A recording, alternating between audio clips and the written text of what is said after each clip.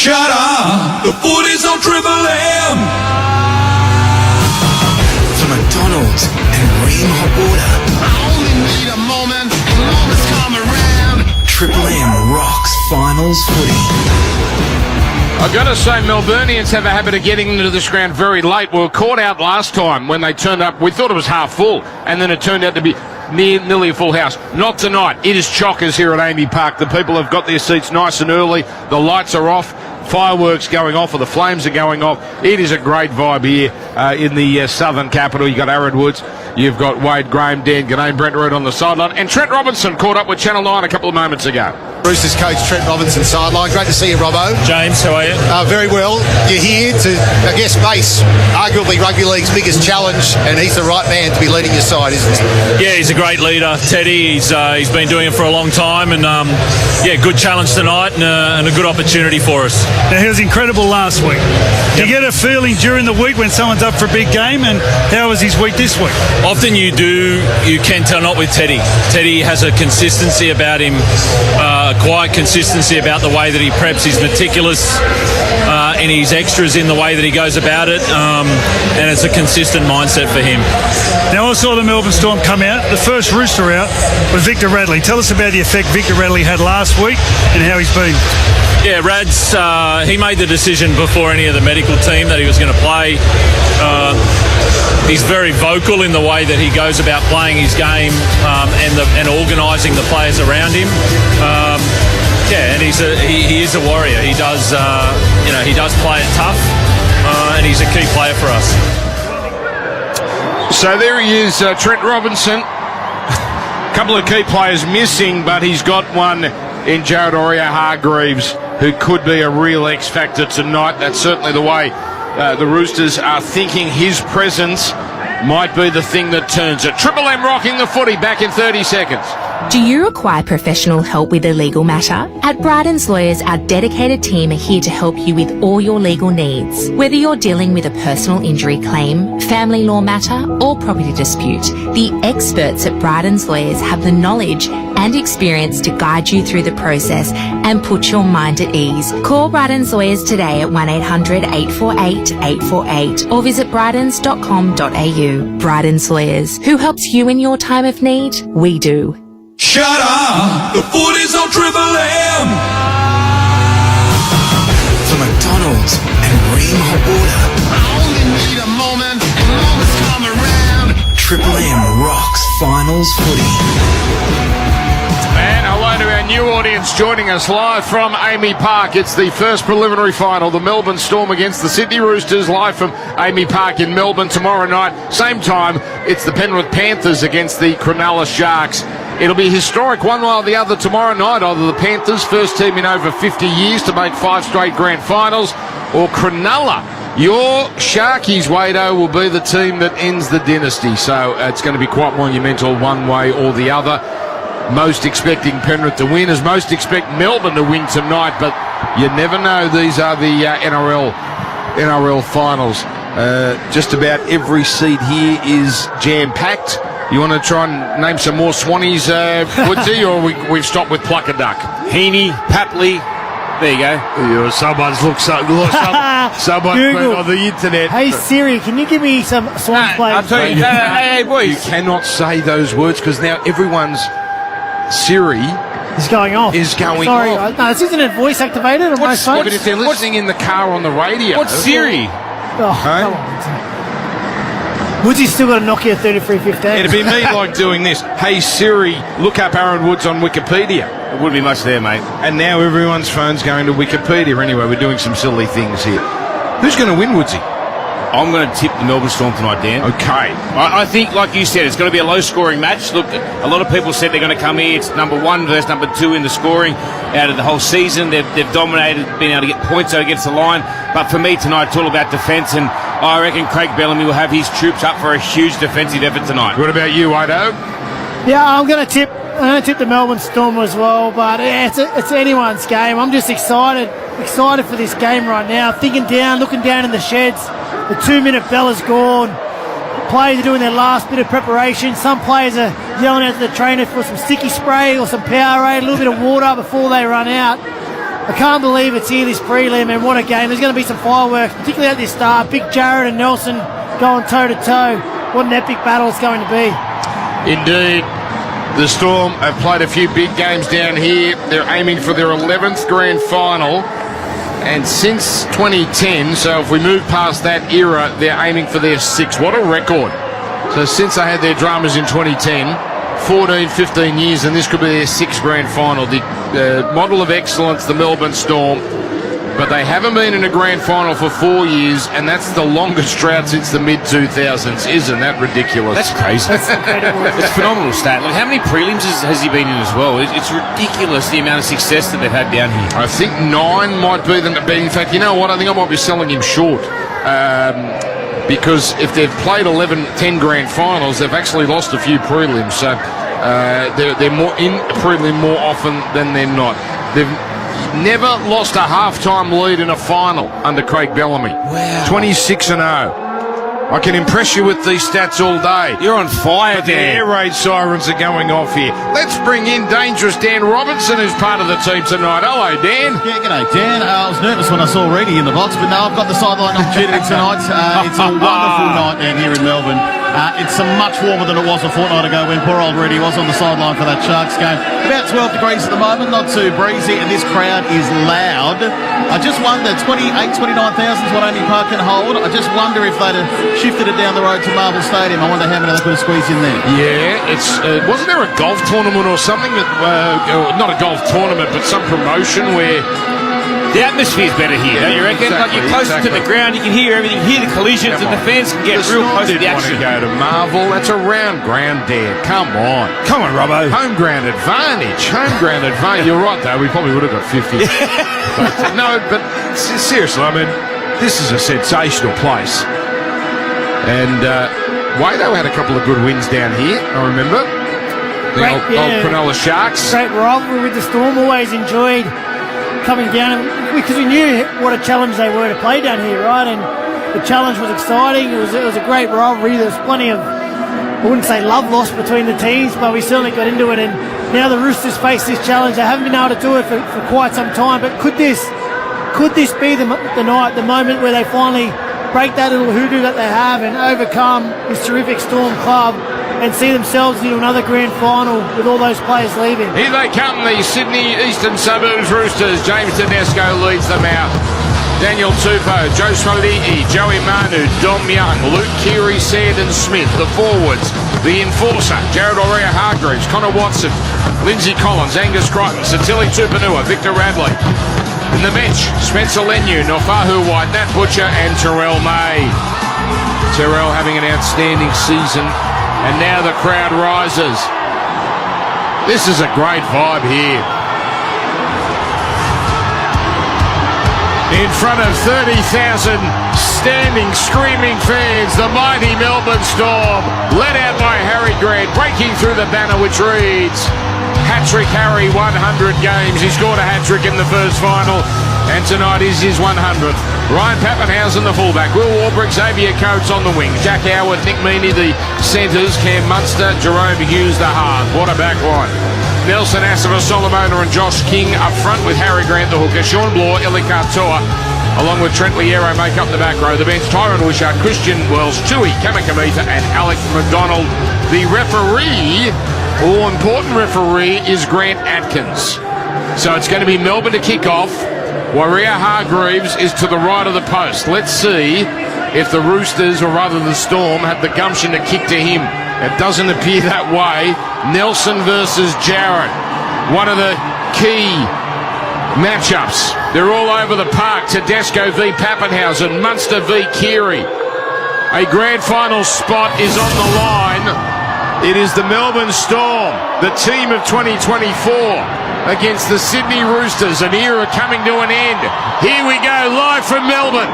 And Pappenhausen puts boot the ball, and it's going down the throat here of Daniel Tupou. Gives it to Lindsay Collins, and Collins is hit hard and driven backwards. Nelson in the tackle, along with two others. It's the Roosters running towards the MCG end. He's gone. Hang on, we've got a problem. Collins is out for the count. Collins is out for the count. High tackle. Now this could be a problem for Melbourne here. Collins doesn't know where he is. Referee Atkins has said high tackle.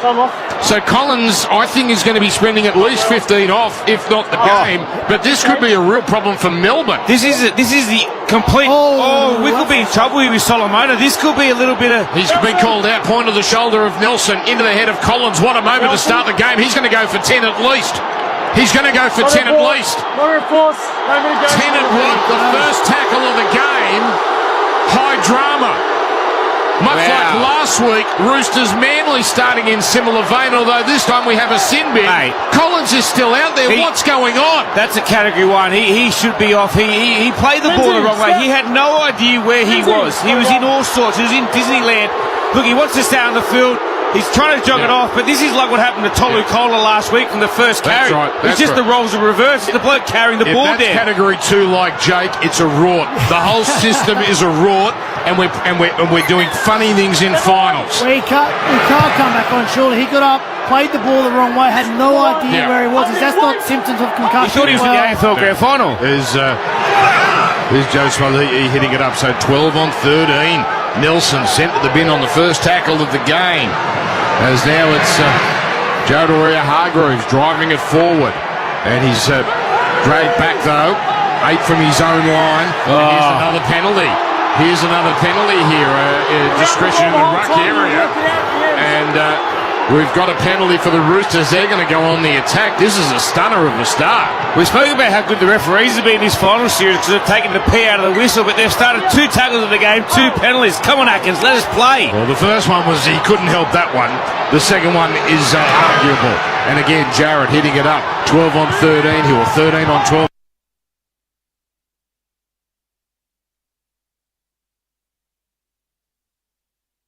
Roosters with Watson getting it on the Radley. Radley working it upfield. Pretty easily taken here. And now you've got Grant being pushed out of the way here by Watson, who's the dummy half. He gets it now, throws to Standard Smith, onto Tedesco. He gives it to the hard-running Tupanua, but Tupanua well handled. Munster involved in the tackle. 15 out. Roosters. They swing it back to the open left. Standard Smith. Wild pass picked up on the bounce by Swaliti. One-on-one with Mead. He got past him. Now comes to Grant. He's almost through. Watson on to Keary, chip kick, Rooster taken out in Crichton, problem, penalty. This could be another bid. This could be another bid. Crichton was taken out on his way to the try line. Penalty, but this might be as far as it goes. What a start from the Roosters. Obviously Lindsay Collins in the HIA, but a couple of penalties now, one at the end of the set. They're controlling this pace early on. They get another penalty. I think that's pretty unlucky. I feel like... How's that a penalty, Wado? Well... This is a prelim final. He's got to take the pee out of the whistle. Let the boys play some footy. Roosters are going to go for 2. This is fascinating here.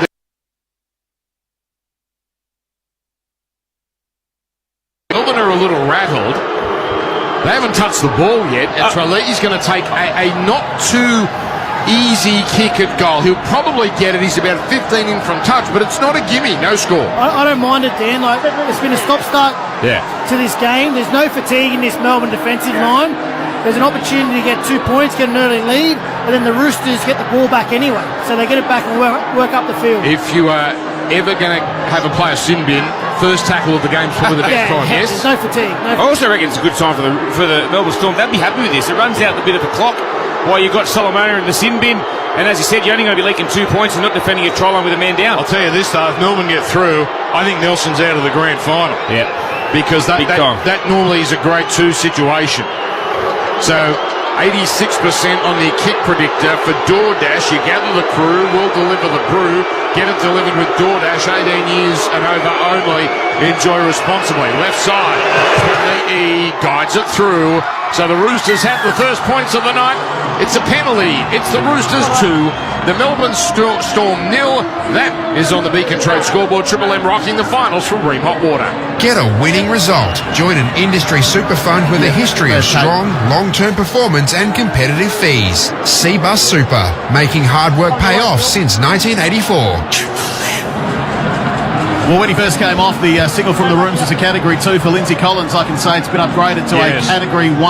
So Lindsay Collins is gone. The first tackle of the game, similar to last week's semi-final. Yes. Collins is gone, and I believe that would rule him out of the grand final as well for Big Lindsay. Well, there is a loophole there. There is a loophole. Bailey Ladders with the update. Now it comes to Iria Hargreaves off the kickoff, and he's hard work to put down, and he's dragged down on the 20-metre line here on his own side of halfway. Tom Young hits it up. What a crowd. Boy, that's loud as Young is driven sideways here. Melbourne down to 12 men for the next 5.5 minutes. 2-0 they trail. Young finally allowed to play it. Comes here now to the number 14 in Spencer Leniu. Doesn't wear that number often as he's dropped down. The replacement for Collins out of the game in category 1, and he can be replaced. So Zach Dockart Clay, the 18th man. That's not like for like, but it's something. Here's Victor Radley. And he doesn't look perturbed here, of course, coming in with a severe injury. But he just works it forward here and he plays it 48 metres out on the last. Kiri kicks long. Finally, Melbourne will get it. Taken here by Xavier Coates, the Storm winger, and he's lifted and driven back. Now twisted around. Did it go beyond the horizontal? I think it might have, but the ref here has listened to Aaron Woods and has swallowed his whistle, and he's letting the boys play. Now it goes down the left side with a little run from Howarth. One of the stories of the season for Melbourne. He's brought down, followed up by Coates, smashing the tackle. There's some ferocity in this defence from both sides. As Grant now veers to his short left, links up with Munster. Munster's first run gets him to within 12 of halfway. 2-0 Roosters. Oh, one out run as the arrow is rocked in the tackle by Crichton. 7 short of halfway. Last tackle, Grant at dummy half. Both teams are testing the ruck area here. Melbourne have already been pinned once. Deep kick taken here by Tupou, 10 out from his own line, and he works it back almost to the 30, where the Roosters will start another set. They've got 4 minutes with Nelson still in the bin, and we had what looked to be a pretty dicey play the ball, but we continue here with the Roosters working it up, leading 2-0. Yeah, you're right, Dan. All the rucks have been pretty messy. Both teams trying to take advantage of the leeway the referee's been given, but that was a great first set from Melbourne Storm. It's the first time they touched their ball. Certainly had to wear some bruises, but they got straight into their work.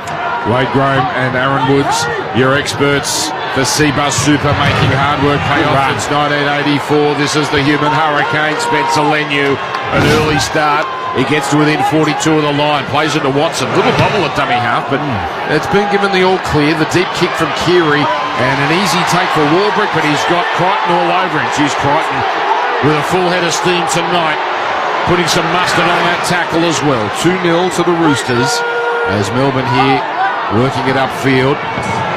Now it's Pappenhausen jinking and going from one way to the other, zigging and zagging, but not really making an impression. This game has the makings of being a low-scoring thriller, the way we've started here.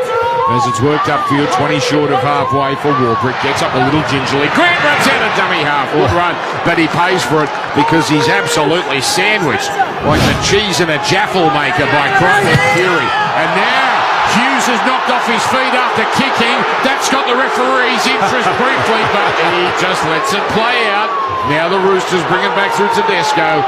20 from halfway. 2-0 Sydney Roosters. Dan, that's been a penalty all year. Didn't go in to make an effort with a tackle.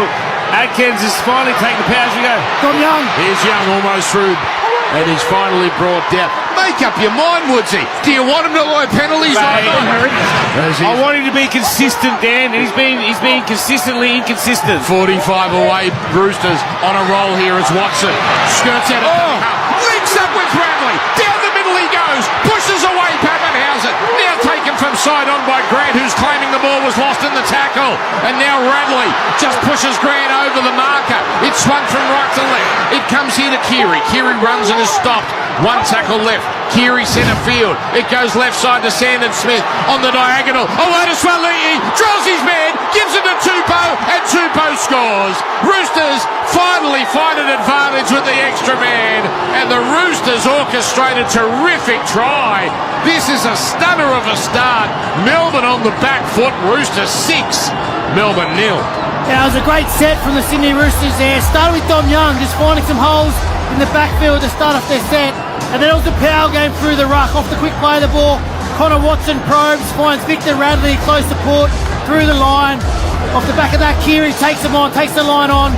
puts all sorts of pressure on that Melbourne Storm defence, and then just they take advantage of the numbers.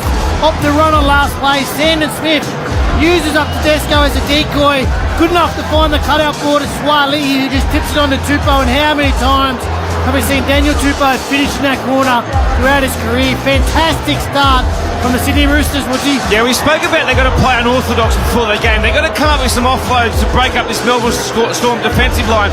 But it does help when they've got to play in the sin bin. But what the Roosters have done, play to their strengths. As you said, Dominic Young just comes up with a huge carry from the backfield, and it just splits open the defensive line of the Storm. I thought they might have bombed it with Keary there taking the tackle, but Sandon Smith take a bow. Good work, young man. He realises they're short for numbers. He throws what we call a tunnel where it misses Tedesco and finds Suali with a great tip on. This is great play and good signs, and it's great for this young man to come up with a confident play at the start of the game. Well, he was good last week, wasn't he? That seemed to have built up his confidence against a weak and Manly. And Swali, a touch of class. He's been terrific the last couple of games as well. Speaking of Swali, kicking from the left sideline here. This to put the Roosters up by 8. He is 47% on the DoorDash kick predictor. So Nelson is still about 30 seconds away, and this has proved to be an expensive sin bin. The Roosters didn't panic, they didn't rush it, but they did take advantage. And on a pretty still night here in Melbourne, this is Swali left touchline about 3 metres in. 6-0 they lead. Drama early. Collins out of the game, category 1. Nelson Asava-Solomon, a sin bin, and likely to be suspended. It's not a bad looking kick for Swali, and it slams into the woodwork. The left upright, no goal. 6-0 it remains. We'll go to the Bailey Ladders sideline after this as Triple M rocks the footy. The all-new Mitsubishi Triton, priced from $43,990 to $65,990 drive away, and a rock-solid 10-year warranty. The all-new Mitsubishi Triton. Nothing can frighten a Triton. Terms and conditions apply. What a player Daniel Tupou has been for the Sydney Roosters Football Club. Game 265, 3 premierships along the way, and hopefully for his sake another one in a week's time. Just quickly, Nelson is about to return to the field. He's been pacing around downstairs. He's ready to unleash the crowds. You see him on the big screen. Look forward to his return in 20 seconds. Thank you, Dan. Here's a kick-off. Radley getting it and hitting it up. Dan, thanks to Bailey Ladders, trusted by Australian tradies for over 65 years. No wonder Bailey Ladders is Australia's #1 ladder brand. Check out their range, baileyladders.com.au. Here comes Nelson, and almost a standing ovation. 6-0 is the score against the Storm when he comes back into the contest. And he'll be looking to make up for lost ground. Nelson, as it comes to the middle of this Amy Park, the Roosters just working it forward here. They're 20 short of halfway. Radley gets up, followed up by Crichton with a good charge down the left edge. 3 defenders get in his road, and he'll play it with the last signal by Grant Atkins. Sandon Smith booting it from centre field, straight down the middle. Easy catch, Warbrick. Warbrick straight into stride. In fact, that's Coates on the left wing, and he gets to within 19 of halfway. Roosters 6, Melbourne 0. This just Melbourne's 3rd set of the night. Such a big advantage for the team with the big outside backs. We see Coates get the ball on the full and he just lopes. He's a massive human. Sees Jared Hargraves in front of him and just takes him on and gets a quick play of the ball. Big play for the Melbourne winger there. Here's Nelson bustling upfield, almost getting the arm free, but Crichton was there to cut off any possibility of a pass. Nelson's got his head buried in the ground here. Nelson, is he hurt or is he milking? Radley's giving him some choice words there as well. I think he's complaining of something that's happened on the ground. Yeah, he was clutching in his lower leg there at sort of high ankle sprain areas. Is he claiming hip drop? Is he claiming hip drop? Oh, that's a hip drop. He's got a case. He's got a case. Well, mate, if Nelson went off for 10, that's got to go 10. So is Radley about to be sin binned yet again? He's been twice this year. He's on report, but that's going to be it. Or is it? It's going on report. Tedesco's talking to Atkins. No sin bin. This part, the next part. Well, that's highly controversial. I feel a reason for no telling the bin on that. We wanted to not talk about the referees after this beautiful game of rugby league. We're 11 minutes and 26 seconds into the game, and all we can talk about is the referee at the moment. Two things can be true. Nelson could have been milking, and Victor Radley performed a hip drop. Although Nelson, he's certainly been wounded by that one, but he seems to be okay. Ball put into touch, and Melbourne will get their first chance. Roosters are complaining about something here. I'm not sure what, as it's swung from right to left. Melbourne 20 away, down 6-0. Just a settler up front here from Liero, the number 13. And he'll play it 19 metres away. Now the Roosters really working over the ruck. Set restart as Josh King charges at them. And he's stopped in front of the left upright by Tupanua and Watson. Watson tries to slow it down. Ref's got his work cut out tonight, ladies and gentlemen. Here's Nelson there with a great strong run and gets an offload. Away it goes to Meany. Meany straightens, but he can't get there. Stop the meter away. Now Meany, he's finally allowed to play it. Grant, short side to Ball, runs into offside defenders. Ref here is really being tested. 6 more tackles. Roosters, they're not pretending to be onside. It comes from Hughes, away to Pappenhausen. Dummies, goes through. There's Pappy. There's the number 1 for the Melbourne Storm. They hit back. This is a big moment here in Melbourne. As soon as it's 13 on 13, the Storm hit the go button. Oh, they're good. 6 points to 4. Oh, you're right there. They're so good to watch, and it's just all their spine members working in sync. Solomon has just caused havoc since he's got back on the field. Munster receives the ball. He finds Hughes out the back, and he gives the ball early to Pappenhausen. He realises that Angus Crichton's a little bit tight. He gives him the ball early, and what Pappenhausen does so well, he gets on the outside and just burns him for pace. And the trust from Keary that thinks he's going to get there, he's just not quick enough to hold him up, and he just slices straight through Wado. Exactly right, Woodsy. It's the lead-up work that does it. Big Nelson running that lead runner just does enough to hold Crichton up, checks him in that defensive line, and it becomes a foot race. It becomes a foot race between Pappenhausen and Angus Crichton trying to make up that metre, and we know who wins that race all day, don't we? This is, I'm sorry to digress, this is an unbelievable atmosphere. And Dangerous Dan wanted to move us to Melbourne. No, this is the joint. This is great. Sorry, I know that was a great try by Melbourne, but just the noise as they celebrate. It's a big reply. It's a big reply. They were down, they're up against it early on.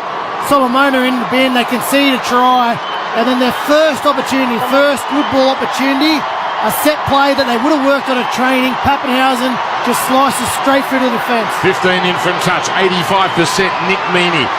He's one of those kickers, if he gets the first one, he can usually have a pretty damn good day. Here he comes, right side, moves in. It is hooking, but it sneaks inside the left upright. Oh, aren't we poised here in Melbourne? It's 6 points apiece, 14 gone, that's it, so much has happened. The Dangerous Dan on the other side of this for Bailey Ladders. Triple M rocks the finals for Mathers. It's Australia's favourite water heater. You know who we're talking about. Built tough for Aussie conditions and manufacturing right here in Australia for over 80 years. When it comes to water heating, ask your plumber to install a ream. Nick Meany kicked that as straight as the great Tony Pluckett-Lockett did. Now, Dan, stuff Marvel Stadium. We should have stuck this at the MCG. It's that loud down here. I agree. Great to see Ryan Pappenhausen playing almost at full 100% capacity after the last few years. Of course, Clive Churchill winner back in 2020. Last 4 years, he's barely finished a season, so good to see him out there on the big stage. That's it. We could have got 100,000 across the road. We could have borrowed Katy Perry. Boy, isn't she everywhere at the moment? Nelson tearing into the Roosters here, making up for lost time. With a good start to the set. Jack Howarth now bringing it back to the middle and driven sideways, and they can't get him to ground. Connor Watson is working overtime in these tackles, trying to slow things down as Josh King works it upfield. 6 points apiece here in Melbourne as King is about to play it here again. Slow play the ball. Penalty! Grant Atkins couldn't. He tried to hold off, but these sides, you don't blame them. They've got coaches that love testing the refs, and they're pushing them to the limit, and Grant Atkins had enough, and he had to blow a penalty at some But it's what the refs have done the first 2 weeks of the finals. Right. They've let players lay in the ruck, and then now all of a sudden they want to change it on the biggest stage for 2 teams competing for a grand final. It doesn't make any sense. Now it's tapped on the right here. Eli Katoa carries it forward. Melbourne only 32 away. Another chance belongs to them. Play back to Grant. Throws to the open left to Liero. And Liero carries it forward. Cut down around the ankles by Radley. Melbourne running to the Yarra River Red as it goes to Munster, holding it out. Now licking it with the left centre in Howarth. Howarth slicing and weaving, but fell 9 away. Manu there with Sandon Smith. Swung to the open right, comes to Grant. Grant holds it, now gives it to a running Josh King. And the Melbourne front rower just happy to punch it downfield. But now gets an offload the Roosters weren't ready for. Grant taking it, then getting it on to the man he gives it to is cut down in front of the left upright, 6 away. That's Munster. Plays it to Grant. Throws left here to Bloor. Hard run. Offload. Grant rolls it a kick. It's too short and Waria Hargreaves has hungry hippoed his way onto it. And that's a great save. Geez, they looked in trouble there, the Roosters, but now they are really on the back foot. Melbourne have absorbed the 10 minutes of Nilsson in the bin, and they are steaming. 6 points apiece. Roosters can't get out of their 10. This is tackle 3, and Tupou is back slammed in front of his own post. Lindsay Collins, remember, out of the game. Keary, a little juggle. Now he straightens, and he almost went through. Josh King defending out there near the wing, involved in the tackle. Now back it comes from left to right. Tedesco working upfield.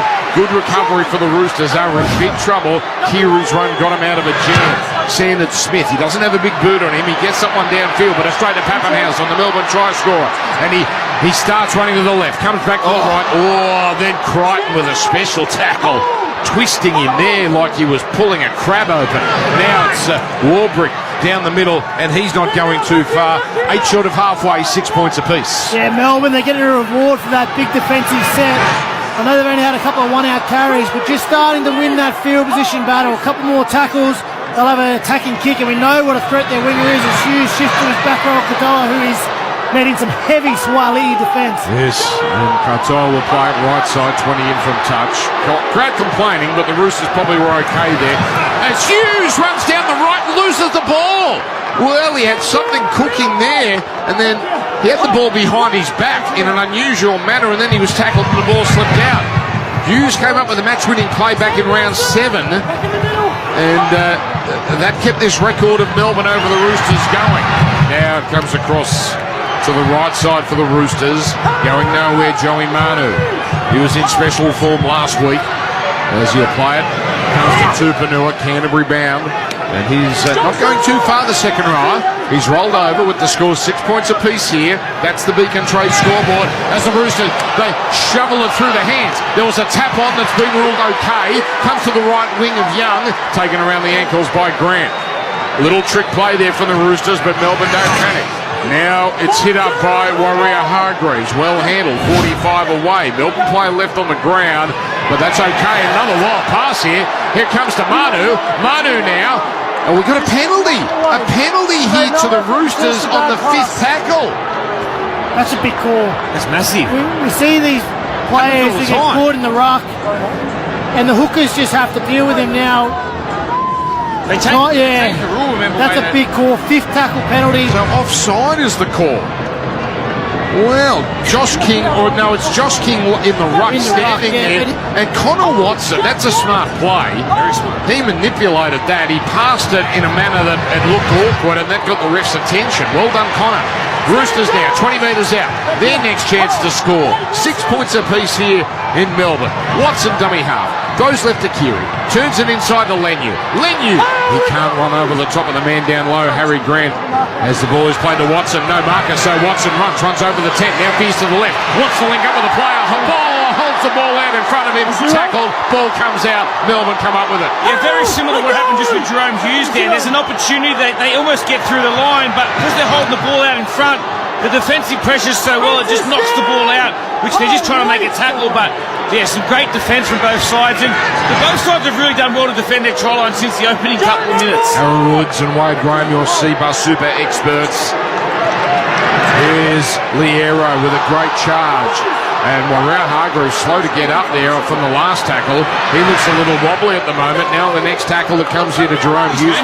Cut down around the ankles. I'm not sure Melbourne have seen that though, because they never ran at him again. as the ball is poked down to the left corner for the Roosters, taken by Tedesco, and he's rounded up and smashed. 10 out from their own line, 6 points apiece. Roosters now with Tupou. And he's driven back here. We'll go to Dan in a second, but let's just stick with this because Melbourne are loading up. Roosters here look wounded and tired all of a sudden. Ooh, Radley almost taken high. And Warrior Hargreaves, what have you got for us, Dan? That's an HIA. Definitely held up the HIA card when Terrell May came on there. So Jared off for an HIA as well. Lindsay Collins already ruled out for the game. That's right. Thank you, Zach Docker-Clay. He is allowed to come into the game, the 18th man. Now a kick on the last. It's taken by Tedesco, scurrying across his 30-metre line. Then gives it to Warbrick, and Warbrick tunnelled his way through a couple of defenders. And he's finally made the play at only 15 short of halfway. Melbourne on top of the moment, but the scoreboard is tied at 6 apiece. Warbrick's so dangerous out of the backfield. He has that one-step quickness almost from a standing start. Can accelerate the full pace straight away. Almost got past the Roosters' defence there. 21 gone here as Munster plays it left side. Little dart from Meaney. Geez, Meaney's seen a lot of the ball tonight as he runs out of dummy half, makes a good 10 metres. He's brought down 10 in from the left touchline. Played to Grant, swung to the open right. King away now. Liero onto Hughes. Catch and pass Pappenhausen. Turning it in to Nelson, running in off the back fence. Runs over the top of Radley. Still standing tall. Slips a pass to Grant, 20 out. Now throws to Hughes. Back to the left it comes to Munster. Runs into a cul-de-sac, but the defenders hang off him. Now finally Munster succumbs, and he'll play it 16 away. Oh, they're dangerous, Melbourne. One tackle left, another slow play the ball. Here we go. We're going to the air. Yes, we are. This is Will Warbrick territory. In fact, it was Coates who bumped Young out of the way. Taken by the Roosters, and a pass that hits the ground. Bay takes it and then is driven back into the in goal, and the Roosters are under siege. Wide dropout. It's a great tactic. Young is shaky under the high ball. Coates is the master.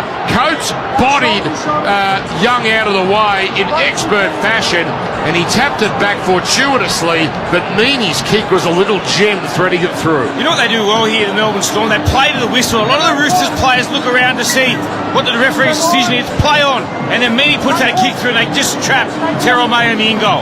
Now they go short. It's got the 10. It's not a bad kick. And Tedesco pouring through. He gets involved. Knocked on. So Tedesco touched it. He might challenge this, you know. It's a call to double knock on. And yes, he is going to send this upstairs. He's adamant that he knocked. Oh, no, he's not going to challenge. He was going to challenge, and then he decided not to. That's interesting. Melbourne scrum 20 away. Captain's challenges when they are taken. Brought to you by Harvey Norman. Save $1,000 on Samsung 75-inch frame TV, plus bonus delivery and wall mount installation. Well, that's a good deal. Harvey Norman, best brands, best range, best prices guaranteed. Yeah, I think he would have lost that challenge. Looking at that slow replay, looked like even if it did come off Pappenhausen, went back. They win the scrum and they shoot out to the left where it comes to Howarth. He's so tough to put down the youngster. The young Kiwi plays it 9 away. Grant on the King. And King stops and props, gets a pass, back to Grant. Grant did well not to knock it on. It was a tricky ball after it hit the ground. He takes the tackle. Now it's swung back to a flat-footed Nelson. He pushes away from Radley, but is easy meat for the defence. This has got a bit sloppy for Melbourne. 3 tackles left. Comes to the right. Hughes dancing, turning it in, juggling Katoa, but he holds onto it. And he's claimed 9 away. 3 on the right, a stack of them on the left, and it goes to the left side. Munster, early ball for King, charging onto a terrific tackle there, Tupanua and Sandon Smith. Last tackle, it's Warbrick with his hand in the air. He wants it on the right wing. Munster runs. He's going to take the tackle. Munster tried to fool them. They tried to set up for the high kick, or at least that's what they wanted to show the Roosters, but not taking the bait. The Roosters in the middle of this only. That's a big save, 6 apiece. It was a really clunky set. They just looked like they didn't get to any of their spots, and Josh King came up with a good carry, then went for a real late offload that Harry Grant sort of fumbled and lost their way a little bit. Look, I don't mind the finish from Munster. They didn't come up with an error. They're still working it out off the try line, so it's still probably not your best finish, but it got him in a good field position. Now there's some confusion, and not a HIA for Ray Hargreaves, just off for his normal end of spell, which makes sense. It's about the 20-minute mark when he came off. Tedesco works it upfield. 6 apiece here in the prelim final. with 15 to go in the first half. Little crisscross play between Sandon Smith and Manu. Manu stands in the tackle, pops it back to Watson, 10 short of halfway. He throws it past Watson out to Sandon Smith, played quickly by Howard, fast tackle. It's thrown in for Makiri, and he boots one down towards the Warbrick wing. Takes it 15 from his own line, and sees a lovely line of Roosters defenders, but then wonderful footwork, beats one, beats another, beats a third. Oh, that's a great run from Warbrick, and he's wrapped up here. His runs from the back are just torturing the Roosters.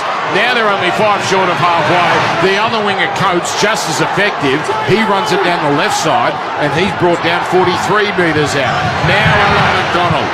There's whipper-snapper from off the bench, another Kiwi. He's met 33 out by Radley, centre field, played to Grant, throwing it right. Liero to Hughes, Hughes to Pappenhausen, runs the angle, inside pass Meany. Goodbye! Jerome Hughes scores! That is gorgeous! Gorgeous rugby league from Melbourne!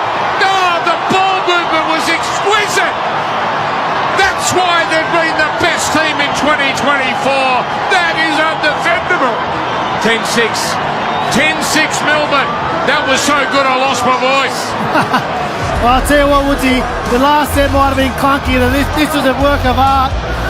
Hughes out to the back of the Pappenhausen, who challenges Keary's speed on the outside. Keary over chases, the centre Meany notices this, so drops back under. Pappenhausen flicks the ball back to Meany, who accelerates through the gap. Jerome Hughes, as he is all the time, supporting through the middle, a great bit of skill. Meany finds his halfback Jerome Hughes, and how many times have we seen Melbourne score a try like this? Great response after a great passage of play. Jerome Hughes puts Melbourne in front for the first time tonight, Woodsy. I'll tell you what, Wade, for me it's the two wingers for the Melbourne Storm at the moment. The ability of Warbrick to get in between defenders. He just put what we call Victor Radley on a skate. He just couldn't stand still and slice it straight through. And the carries that Coates has come up with in the first 2 plays of each set, they've been tough. They've been getting the quick play the balls, and it just gives something for Melbourne to play off the back of. Outstanding from the wingers so far. 10th try of the year on the Choice Hotel stats for Jerome Hughes. Wow, what beautiful work, Pappenhausen and Meany. Just speed then. Speed twice now, Pappenhausen. Once he beats Crichton on the outside, as we see Meany going for kick here from in front. He's got it. Margin only 6, but it feels like the Roosters are in a bit of trouble. 12-6 Melbourne. Triple M rocking the finals for Remote Water and for McDonald's. Big stars, big dramas, a mountain of entertainment. And we're not even talking about the game. We're talking about Paramount Plus. Big new seasons of big stars in big dramas like Last King of the Cross and Tulsa King, only on Paramount Plus. Well, shout out to my 80-year-old mum, Christine, who'll be listening tonight. She told me during the week her favourite rugby league player was Harvey Wallbanger. After a couple of questions, we realised she meant Will Warbrick, and he has started this game fantastically on the right wing for the Storm. A couple of changes down here, so we've got Nelson off for McDonald for the Storm.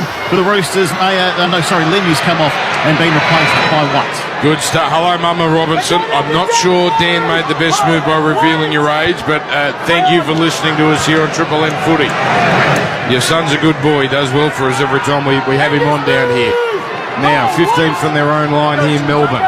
Played to Grant. Throwing it on here to McDonald, and McDonald, strong run from him, gets to within 22 of halfway. 12-6 Melbourne. Excellent decision rates on both sides as they work into the left, the Storm out to Bloor. And Bloor is twisted heavily in the tackle here. Involving the tackle is the offside play. Munster pops a pass, it's line ball. In fact, it's worse than line ball, it's forward. And you know what? It's right. That's the right call. Pappenhausen's fault, that one. He actually did something unusual and overran the man with the ball and put himself in a bad position. Munster slipped in the pass. Ominous signs. It's close, but it's the right call. Just short of halfway, the Roosters. They needed that. Yeah, ominous signs. Melbourne look like they're just getting through their gears now. Munster recognised he had the overlap down that short side. He showed inside to Pappenhausen, dummied on the outside, which created half that gap. And like you said, Dan, just overran it. Just overran it. If he'd been a little bit more patient, Pappenhausen could have been racing away again. Great day tomorrow here on Triple M. AFL Grand Final taking centre stage. And then for those in the Rugby League states, straight to Accor Stadium for Penrith and Cronulla. So all footy all day, the way it should be here on the ends. Now comes to Radley. Radley out to Nafahu White. And he's rounded up 45 metres out here. 12-6 Melbourne. With 11 to go in the first half on the Beacon Trade scoreboard. Sandon Smith tosses it out to the right edge where it's Tupanua carrying it forward. Almost lost control of that as two men made the tackle. Tackle completed. Comes back to the left on the next. Sandon Smith to Keary. On to Crichton, the danger man. Upended. That was Jerome Hughes doing a lot of work down low. Quick by the ball though as it comes to Keary. He gets tangled up here with Swaliti. Throws a Hail Mary really, but he finds Tedesco. Does a 360, but he can't escape. He can't escape his opposite, Pappenhausen. 22 out, 10 in from touch. Comes to Sandon Smith. Puts it up at a hoof. That is floating into the in goal. It's actually well, no, it's just a little too big. I thought it was perfect. Taken on the full by Coates. Runs out of the 20. Gets it away. Ryan Pappenhausen. Young is chasing. Pappenhausen gets it on. Now it's Howarth. Howarth for the corner. Wow. Howarth gets over. Wow. What a try. Incredible. The chase of Young. Spectacular. But Melbourne, too good. That has set this stadium alight. Coates, Pappenhausen, Howarth. Oh, the Storm are cooking. 16 points to 6, and every person here is on their feet. Oh, boys, you talk about these wingers for the Melbourne Storm. The game awareness to realise for Coates where his body is, where the kick lands. He gets 1 foot on the in goal, which comes to a 20-metre restart. He sprints back. He gets these little effort areas right. Takes the quick 20-metre restart. The Roosters are still trying to get back on side. The one man that the Roosters don't want to get the ball from a pass. Pappenhausen pushes through. Dominic Young comes from the other side of the field. He recognises it. He gets a nice pass to Howarth. He pins the ears back. The slick brick hair goes back in the air and takes on Young and beats him to the line and gets Tedesco. What a try from Howarth. That is Wade Graham. I think right now that is the moment of the final so far. 100%. And just the awareness from the Melbourne Storm, how quickly they turn defence into attack. They recognise that the Roosters have chased hard onto Xavier Coates, sense the opportunity, and that's the man you want to have. Pappenhausen looming up in support, good enough to find Howarth. Howarth with just enough speed to find a try. 100 metres. Wow, that's heartbreaking for the Roosters, but Melbourne, take a bow. What a privilege to be here to see that in person. 100 metres. Coates and Pappenhausen, and then Howarth. He had work to do as well. Dom Young was game, but that was special. Now the kick from the sideline. 44% on the DoorDash kick predictor for Meany.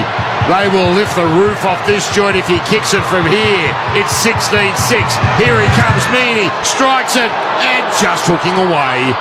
But Melbourne here are rolling. It is 16 points to 6. Dan Robinson down to you on the sideline. Bailey Ladders. We called him a Kiwi earlier in the call down. I can confirm he's definitely a Queenslander, Jack Howarth. Oh, he's sorry, yes. Maori heritage, but he's dominated schoolboy football, but it's taken him a while to find his feet at first grade level, but I think he's found it. An incredible try from him in just his 15th game this season. A quick update as well. Zach Dockett plays the 18th man, has been activated to this game after Lindsay Collins was ruled out off the first tackle of the game, similar to last week.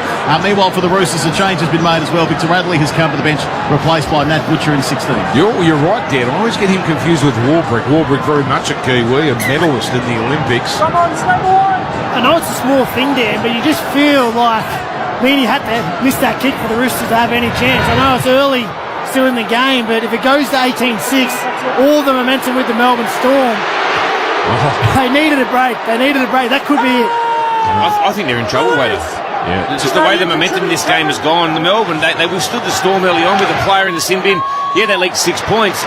But since Solomona's come back on the field, he was a human wrecking ball and he changed the game. Zui Kamikamitha is on, and he can do some damage when he's rolling, as now Ili Katoa has his head locked up here by Crichton. Melbourne 20 short of halfway. Melbourne just powerful and fast at the moment. They're working down the middle here. Conservative set so far. Crichton gives away a penalty. Crichton's trying everything. But they're giving Grant Atkins no choice here. This is not hometown officiating. They're just they're massaging the rules as much as they can, the Roosters, and a couple of times they've had to pay the price. Killer blow right there, late in the set. all the momentum with the Storm. All you want to do is complete your defensive set, get the ball back. Instead, you give away a penalty. And now the Storm back up here in attacking footy, and they found much joy down here already. 45 metres. Oh, that's a high tackle from Tupou. It's going to be let go. It's probably the right call to say if they score here, it might be curtains. It's hard to see the Roosters clawing back from more than 10 down. This is already hard enough. Swung from right to left. Liero to Munster. Dishing off. Hard running Sean Bloor. He's been strong tonight. He's made it to the 20 where he's filled. And he'll play it now. Grant, short side, Munster. Munster stands in the tackle. He swats away Tupanua, but Smith's work down low is good, and he brings Munster down. But now on the next, Kamikamitha rolling towards the try line. Stopped only a couple out by 3 Roosters. Left side, last tackle. Here we go. Swung to Hughes. Hughes, stab kick. Knocked down backwards by Keary. That saved it, and the Roosters come up with it. Oh, they had to hold on, and somehow they found a way. 16-6 Melbourne. And now a penalty for the Roosters that feels a little square up-ish, but it gives the Roosters a little bit of hope here. Yeah, Grant Atkins is just saying they're offside from the kick chase, but geez, didn't the Roosters really need that? It looked like they got to shift it there, boys. They had them stripped for numbers, but this has really let the Roosters off the hook. They really just need to get to half-time, get back into the sheds and just have a breather. Well, this is just an opportunity which is a little unexpected. Not yet to halfway here, the Roosters down 16-6. They scored first. That was with Nelson in the sin bin. As Nafahu White, he's been well contained so far since coming off the bench. Now Butcher in the game. He throws to Keary. Keary to the left to Crichton. Crichton so hard to handle. Stands in the tackle, but Grant gets in his road. No offload possible. Played quickly to Watson. Giving it to Tedesco in the middle. Throws it on to May. May to White. White to Tupanua. Great tackle around the waist. That's a strong bit of work from Coates the winger. He jammed in and made the right call. 40 away Roosters. Comes to Butcher. Butcher just goes one out on tackle number 5. And this is the last coming up. Keary on the short left. He gets it. He puts it up. Tedesco coming through. So is Tupou. So is Swalei. But it's Tedesco batting it back. 10 away. Watson gets it. Now gives it to Keary. Still the last. Keary in trouble. Keary loses it. Melbourne come up with it. They just wanted so much tonight, the Storm. And they're pulling out all the tricks, the Roosters. But it's not working at the moment. 16-6 Melbourne. You talk about a side that's on sync with defensive systems. Roosters come up with some really good offloads, some short passing, and they were stripped for numbers. But what Coach does so well, he just comes in with his centre and makes a huge read. There was about 3 attackers on the outside, and he come up with the big play. Because it was a big hit, he got to lay in the ruck a little bit longer and get the defensive line set. Aaron Woods with Wade Graham, your experts for Seabus Super. Beacon Trade with the scoreboard, reading 16-6 Melbourne. Ellie Katoa carting it up here. And he'll be made to play it just shy of halfway. Grant onto McDonald. McDonald has really brought some energy, as he so often does. 48 away, played to Grant. Grant getting it on. Away here to Liero. And Liero carting it forward. And he's well contained. Again, conservative. They don't need to do anything silly, and they haven't done so. Here's the high kick from Munster. It's a chance. As coming through, it was Bloor. But a great, courageous take by Young, who was collected mid-air, but it was all in the contest. Young comes down with it. Roosters have it. But now, Melbourne could smell the blood in the water. And Tupou goes nowhere on tackle 2. Play to Watson. Oh, that's a great run out of dummy half. Now he gets it onto a man who puts it down. Swalei. Here comes the Storm. And here comes a potential hammer blow. Well, Swalei was looking up at the defence and looking at the hole he was going to try and run through, and he just put it down cold. Oh, that was a good little nifty run too from Watson. Well, Melbourne 20 away. Just pressure, Dan, pressure. Pressure from the Melbourne Storm, scoreboard pressure. You start pushing the envelope. Watson, it was enough. It was enough. He didn't have to force that offload. And now, scrum, centre field, 15 metres out. They cannot concede, the Roosters here. Cannot concede another try before half-time. A massive defensive set is needed. 4 on the left, 2 on the right. It's coming out to the right where it is. Eli Katoa. Beautiful, don't argue on Keary, and he almost got all the way, Katoa. Stopped only 3 metres out. We got 2 minutes 20 to go in the first half. Grant, a little bobble. And that stopped whatever he had in mind. He just had to take a little run and take the tackle from the Marcus Swalei. Right side, Katoa. Well, he tries for the rugby pick and drive, and that's 3 tackles burned here by Melbourne. This is unusually cumbersome. Played now to Grant. Hurls it 20 metres to Hughes. Hughes to Munster. Dumming. Man overruns. Oh, he runs into offside defenders. And the Roosters here have to do it for another 6 tackles. Tupanua in no hurry to let Munster play it on the left side. Grant looks left, looks right, eventually throws to the right to Hughes, dumps it off to McDonald. Then he tunnels his way to the line, headed to the right upright, stop 5 away. Grant to a running Hughes. Hughes from the line, yes! Jerome Hughes carries Crichton all the way. Oh, this is punishing now. That was just sheer force. And that was Angus Crichton that has been taken to the line. 20-6. Oh, they're doing it with authority, the Storm. Oh, with authority, Dan Ensom. They are flying at the moment, and they're just not giving the Roosters an opportunity. As we spoke about before, Connor Watson did all the hard work. All they had to do was go through and make it, indent in the defensive line, but he couldn't. He wanted to push that pass with the scoreboard pressure. And the best player in the competition this season so far, Jerome Hughes, he just basically gets the ball off Harry Grant and just spots that Angus Crichton had come in just that little bit. And you get that little bit of an opportunity when a bloke's in the form that this man is in. He takes it and he carries Angus Crichton over the try line. Yeah, he's one of the best in the competition as a half, who recognises when the defence is on the back foot, and instead of ball playing out the back, turns into a ball carrier. He talks to Harry Grant there, communicates it in, hits the hole like a back rower, really, not a half. Just knew that the defence was on its heels, took him on with physicality, not with finesse. And as Dan said, he carried Angus Crichton over the line. What a year he's having. But just before half time, a dagger to the Roosters' chances. Down 20-6, kick to come. Meanie, he slots this, doesn't he? Well, he slots it. It's a 3-score lead either way. This has got cricket score potential because the Roosters look shell-shocked. They threw everything they had at Melbourne and led 6-0.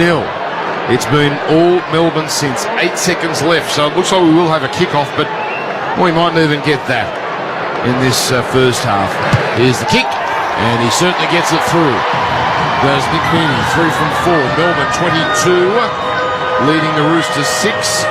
And on the sideline for Bailey Ladders, trusted by Australian tradies for over 65 years, here is Dan Robinson. It's funny watching Nelson Asafa Solomona. He came off at the 26th minute. He did not sit down on the bench. It was bad news for the people who have paid to see the game because he sat behind the bench. Anyway, half-time, it's a big game, big second half coming up. Of course, the Roosters without Lindsay Collins, and the Storm will be sweating on Nelson Asafa Solomona through the week if they get through. So 22-6, that is your half-time score here. Melbourne are 40 half-decent minutes away from a grand final that would be much deserved. Triple M rocking the finals here from Amy Park. Triple M rocks finals footy. This half for Beacon Trade, helping tradies light the homes of Australia. Beacon Trade, let's make light work. Just like footy, when it comes to business, having the right team makes all the difference. And when you've got Prosper on your side, it's game on. Prosper is Australia's #1 online lender to small business. They offer funding solutions up to $500,000. Enjoy an easy online application with funding possible within hours. Take control of your cash flow. Get Prosper on your team today at prosper.com. That's PROSPA. T's and C's and standard credit criteria apply.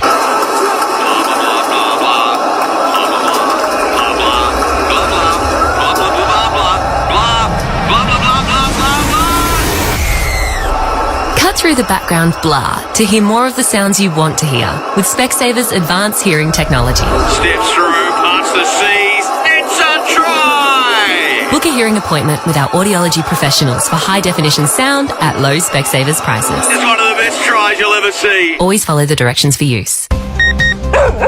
That's right, buddy. Mitsubishi Heavy Industries is Australia's most independently awarded air conditioner brand.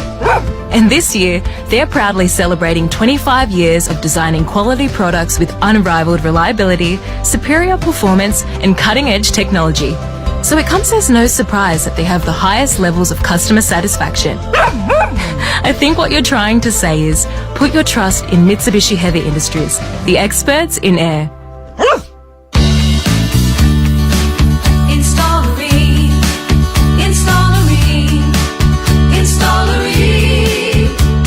Well, the hottest of hot body you've ever ever seen. Ream comes on steady, hot and strong. It just keeps on and on. Ream's been proudly manufacturing here in Australia for over 80 years. Install a Ream. Install a Ream. So ask your plumber for Ream, Australia's #1. Give yourself a holiday boost with up to 10% off your next break when you book direct at choicehotels.com. Boost your well-being, boost your energy, boost your happiness. Whether you're craving a coastal road trip or rainforest adventure, Choice Hotels has over 170 locations across Australia and New Zealand. Plus, you'll get the lowest price guaranteed when you book direct at choicehotels.com. So go ahead, book it with Choice Hotels. T's and C's apply. See choicehotels.com for full details. Ready to kick goals on and off the field? You need Employment Hero. From hired to retired, it automates all the pesky parts of HR, recruitment and payroll. Plus, it comes with Smart Match, an AI recruitment tool that matches you with top candidates instantly. Imagine never having to search for people or post a job ad again. Join the 300,000 businesses using Employment Hero to tackle employment admin and get your business back in the game. Search Employment Hero today. It's employment solved. Shut up! The footy's on Triple M! Triple M rocks finals footy. This half for Beacon Trade, helping tradies light the homes of Australia. Beacon Trade, let's make light work. Well, the first, 12-14 minutes, it looked like we could have a monumental upset on our hands. Because we had Nelson sent to the sin bin, we had the Roosters scoring, they looked good, Melbourne were a little rattled, and then the Storm found another gear, which they've had all year, and they have put on a clinic, 22 points to 6, and frankly, Wade Graham and Aaron Woods, that seems to be an accurate reflection of their dominance. Yeah, well, just Melbourne, you can't help but be impressed. That early period, they lose Nelson, they do a reasonable job, they do concede one try, but they just never looked flustered, and then when it was their turn, when they got their opportunity, it's like they just got through their gears. They felt their way into the game. They were all connected, knew exactly what they were going to do. And Ryan Pappenhausen has been absolutely outstanding in this first half. Two occasions.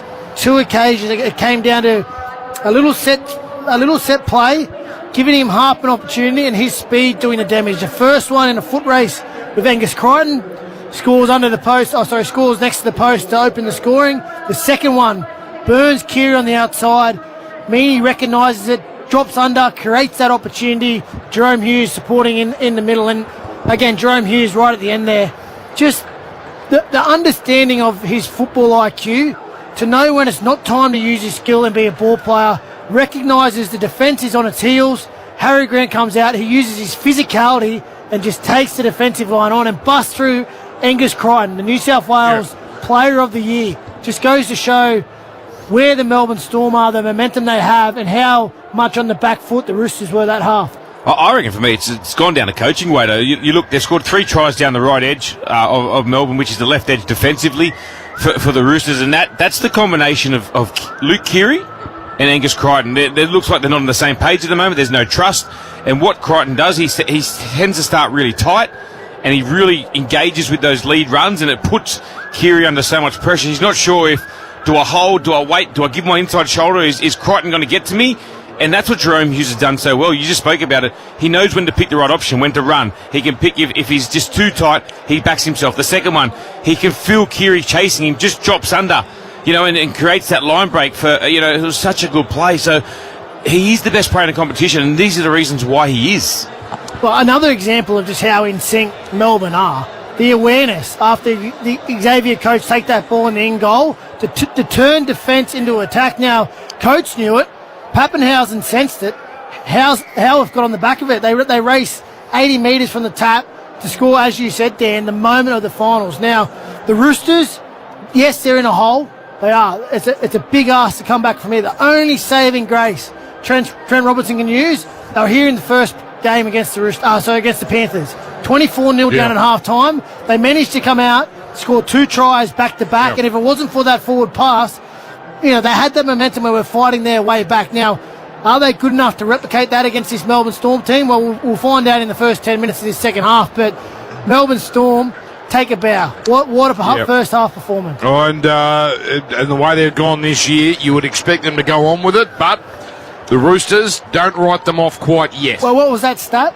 They've never lost the final. Right. It's been 24 years since they've lost a final at home when in front at half time, but Craig Bellamy wasn't there then. 26 in a row. Wow. So it would be tough. It'd be the comeback of all comebacks if the Roosters were to win from here. Triple M rocking the finals. It's 22 points to 6. The Storm putting on a show, and they're closing in on another grand final spot. Triple M rocks finals footy. This half for Beacon Trade, helping tradies light the homes of Australia. Beacon Trade, let's make light work.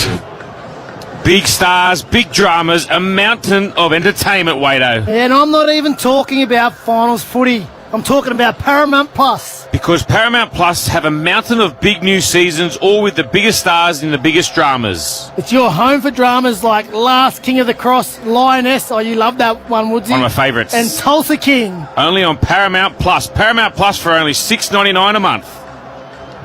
Hey, there he is. How's dad life? Phil, I'm so tired, but it's the best. All settled in with everything? Yeah, pretty much. Switched my super over to C-Bus too. What's that got to do with your kid? Oh, well, I really got to make sure this hard work pays off now. You know. True. C-Bus Super, making hard work pay off since 1984. To consider if C-Bus is right for you, go to cbussuper.com.au for PDS and TMD. Past performance is not a reliable indicator of future performance. When it comes to Sydney's freshest produce, Paddy's Markets, Haymarket and Flemington are Sydney's home of fresh food.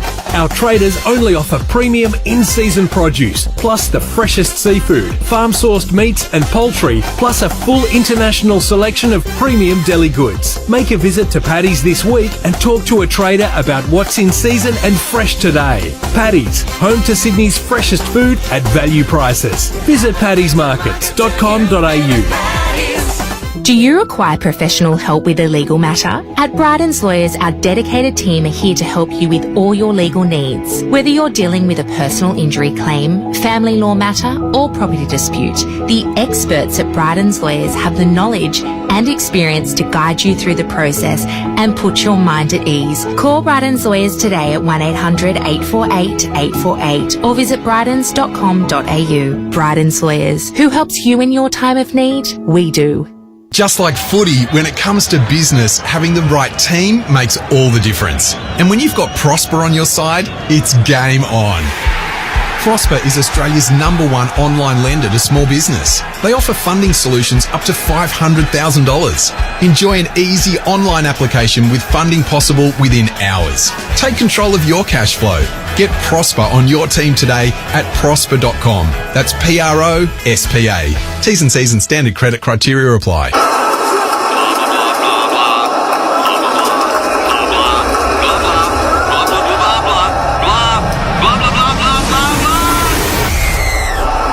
Through the background blah to hear more of the sounds you want to hear with Specsaver's advanced hearing technology. Steps through, parts the seas, it's a try! Book a hearing appointment with our audiology professionals for high definition sound at low Specsavers prices. It's one of the best tries you'll ever see. Always follow the directions for use.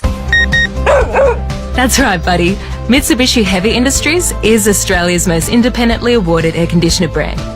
And this year, they're proudly celebrating 25 years of designing quality products with unrivaled reliability, superior performance, and cutting-edge technology.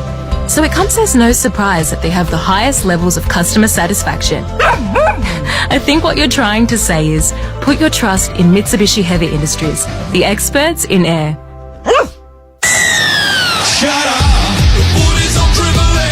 Triple M rocks footy.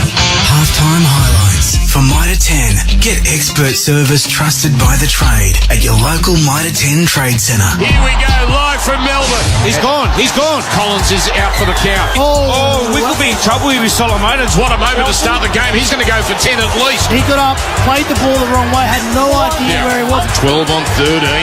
Nelson sent first tackle of the game. It's been upgraded to a Category 1. So Lindsay Collins is gone. One tackle left. Keary centre field. It goes left side to Sandon Smith on the diagonal. Oladis Wali'i draws his man, gives it to Tupou, and Tupou scores. And the Roosters orchestra Australia, terrific try. It comes from Hughes, away to Pappenhausen. Dummies, goes through. There's Pappy, the number one for the Melbourne Storm. They hit back as soon as it's 13 on 13. The Storm hit the go button. Oh, they're good. Grant throwing it right. Liero to Hughes. Hughes to Pappenhausen. Runs the angle. Inside pass Meany. Goodbye! Jerome Hughes scores! That is gorgeous rugby league from Melbourne. Taken on the full by Coates. Runs out of the 20. Gets it. Picked away. Right, Pappenhausen. Young is chasing. Pappenhausen gets it on. Now it's Howard. Howard for the corner. Wow. Howard gets over. Wow. What a try. Incredible. Grant to a running Hughes. Hughes for the line. Yes. Jerome Hughes carries Crichton all the way. Oh, this is punishing now.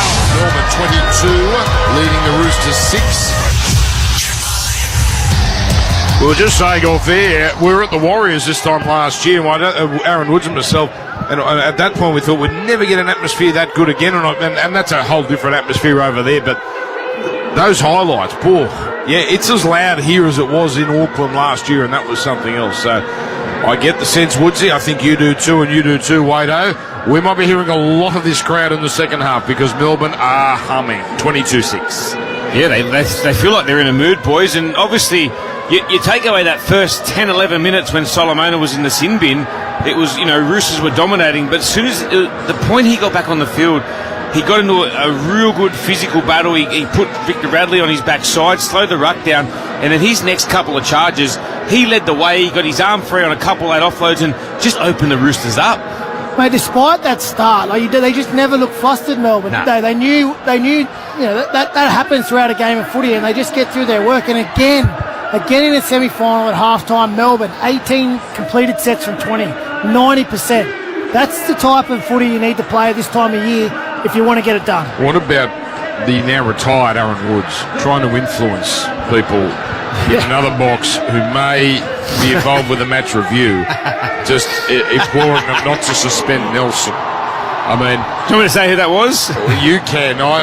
Listen. I might have just went into the media box just to see if there's a couple party pies, and I did bump into one, Graham Ennersley. I said, "Come on, brother, don't ruin the grand final for us." He's retired for 1 week, and he's already thrown his media influence around. Look at him go. Does it mean you can have a good thing, Graham? Well, I think if you weren't retired, you could be charged with bringing the game into disrepute. Really? Well, no, something. I'm done. I know you're done. Would you, back to the footy. How do the Roosters get back into this? Well, I just think they've got to play the long game, Wado, and they've got to be disciplined. That's something that that Grant Atkins is going to blow the penalty. It hasn't been refereed like the first two weeks of the semi-finals, and I know they've got a chance their arm, but they've got to do it in ways they know that can benefit it. Low risk. Low risk. Not ways where, Connor Watson come up with that huge sort of evaded a couple markers, gets in behind the ruck, but then look to push that pass, which puts Swalihi under pressure. They've got to not put the outside players under pressure and just play the percentage plays, Wado. Yeah, and they need their big players to stand up. They need a performance from a Tedesco, a performance from Manu. They've been out of the game. They need something from someone special, and those two certainly lead the list for the Roosters. Brighton has tried, but they've been all over him. Roosters to kick off. Melbourne running to the MCG end in this second half. Indeed. And the Roosters running to the right of your radio dial. 22-6. And off we go. Boot the ball, put by James Tedesco, and now it's Kamikamitha, who literally came off the back fence and drove it to the 20-metre line. Harry Grant was knocked over there by some Roosters defenders flying through. And out of all that, Kamikamitha plays it. Sean Bloor hitting it up the left edge where he's met and put down. Penrith Cronulla tomorrow night. Melbourne on top here. Now it's Liero with a terrific charge, although stopped cold. That was heavy work by Manu and also Nafahu White. Liero was ordered to walk back and play it on the right mark, and he didn't do that. He just played it, and the ref let it go a second time. And just left well enough alone. Grant now dummy half on the Pappenhausen, an excellent incisive run. Gets to halfway, and Melbourne, well, they pick up from where they left off. That's a high kick put up by Hughes down towards the Tupou wing. Tupou scored the first try of the game, and he's dropped down now 20 out from his own line. So the Roosters with their first use of it here. Tries to Melbourne. Jerome Hughes has a double. Howarth and Pappenhausen have their tries. Tupou the one try for the Roosters. Now comes across here for Nat Butcher, who goes one out. Remember, no Lindsay Collins, Category 1. Nelson will probably get suspended. So there's plenty to come out of this no matter who wins, as it's carried forward here by Terrell May. 10 short of halfway. Watson with a nifty run out of dummy half. And he's closed down here by the men in the middle here for the Storm, Kamikamica and McDonald. So the Roosters get through the set. They just don't have the punch that Melbourne do. The deep kick, easy catch Coates on the left wing, brings it back to the middle, and he's brought down 25 out from his own line. So Melbourne here in pretty good field position. Now Munster rolling upfield, where he's dropped down 12 short of halfway. Played to Grant. Grant goes to the right here now to Hughes. Hughes on to Warbrick. And Warbrick knocked over just close to halfway. On the next, Roosters are yielding metres here. A strong run from Katoa, but the Roosters were just sitting back waiting for Katoa to come to them. On the next, it comes to Liero, who stumbles. Almost got accidentally collected high by Tupanua. Tupanua gets up a little groggy, 30 metres out. Last tackle. Here's Munster wafting. Now puts up a kick. Hughes goes up and almost takes it, claiming he knocked it back. Taken by Bloor, who crashes over. It's going up as no try. It looked like a Hughes knock on, but they will get a replay out of this. Well, there's a chance then, I think it might have hit his head. So whether it comes off his head into some part of his arm, that'll be the knock on. But if it's a clean fumble off his head, that's play on. So they're onside. Harvey Norman replay here. As we look here at Hughes and Tedesco, 10 metres out, up they go. On-field call is no try. And it's his head. You were right though. It brushed his head onto his hands, knock on. So that'll be no try. Save $1,000 on the Samsung 75-inch frame TV, plus bonus delivery and wall mount installation. That's at Harvey Norman. Best brands, best range, best prices guaranteed. So the Roosters dodge a bullet. They get it back. Or do they? This will be a Melbourne... Oh, penalty! Penalty! We got an escort. So away from the contest, they've seen an escort, and Melbourne will go for 2 here, and it'll extend the lead to 18 points. Got to go to Dan on the sideline for Bailey Ladders, trusted by Australian tradies for over 65 years. Half-time report, Trent Robinson drew inspiration from the Roosters' performance a fortnight ago against the Penrith Panthers, how they managed to work their way back into the second half, although this isn't a great start for them with Nick Meaney taking the 2. Of course, if you're just joining us, Lindsay Collins gone, Category 1, Zach Dockett-Clay activated as the 18th man. Now, Victor Radley also on report for a hip drop, JWH groggy but will return. Nelson's on report for the Storm. We're yet to see Tyron Wishart or Christian Welsh off the bench tonight for the Storm either. And on a personal note, security guard behind me just informed me that a bird has crapped on my back. So apparently that brings good luck. So we'll see. Good luck. Yeah, good luck to you. Good luck for us that it wasn't us. Here's the kick at goal. Left of the uprights here for Mick Meaney. Robbo. Might have been a swan. Hey. He's been a cheeky boy before. Here's the kick here. Oh, you're saying the Karma bus got it? Yes. But they reckon it's good luck. Here's the kick. It's good. 24-6. So the lead inches out a little further as the flames go on. One day, those flames are going to capture the ball. It's going to singe the ball. Because they go up as soon as the ball goes through. Do you remember the year that it was down here? I think BJ Lalua got firework down here in Amy. It was a prelim semi-final here. He got ruled out, didn't he? Yes, and Bailey Simonson came on and scored a try in the first minute. Canberra won a famous game, 24-6. So the Roosters' tough just ever so slightly gets harder. Still a 3-score game, 4.5 gone in this second half. So this is Big Tui Kamikamica. She's been good off the bench. He plows into the defence, followed up by Liero. Driven sideways with Melbourne. They've hardly put a foot wrong, really, ever since the first tackle of the game. Katoa driving it upfield, 25 short of halfway. And he'll play it back. Grant. Yeah, Nafahu wide laying all over in the ruck there. I think Grant was trying to milk something there, but also White was in the way. Play continues as Grant took the tackle. Now Munster dummies, and he hasn't had a moment yet. And he straightens here, but well contained primarily by Tupanua. Last tackle, 10 short of halfway. Comes to Jerome Hughes, puts up a high one. It's deep. It's going to be easily caught by Tedesco. Excellent line of Melbourne defenders there to bring Tedesco down. And the Roosters will start this set 20 short of halfway. So now it's played back here to Sandon Smith. Throws it infield to Dom Young. And Young carries it forward. This is actually one of the few times they've been well away from their try line to start a set here, the Roosters. Daniel Tupou slips a lovely offload. And now it's Watson zipping away from a defender. And finally claimed it, not before he crosses halfway. A bit more encouraging this for the Roosters. And it's swung from left to right. Butcher away to Smith. Smith here to Tedesco. On to Manu. Manu one-on-one with Howarth. And Howarth takes the tackle. 6 more there. 6 more called. So good stuff here for the Roosters. They need everything going their way as Tupanua goes upfield with a 1-out run. And he's met 10 short of halfway. It's played now and thrown to the open left. Away to Sandon Smith. Turning it in. Away now to Nafahu White. He's wrapped up 21 metres out. Now it's swung from right to left away from Smith.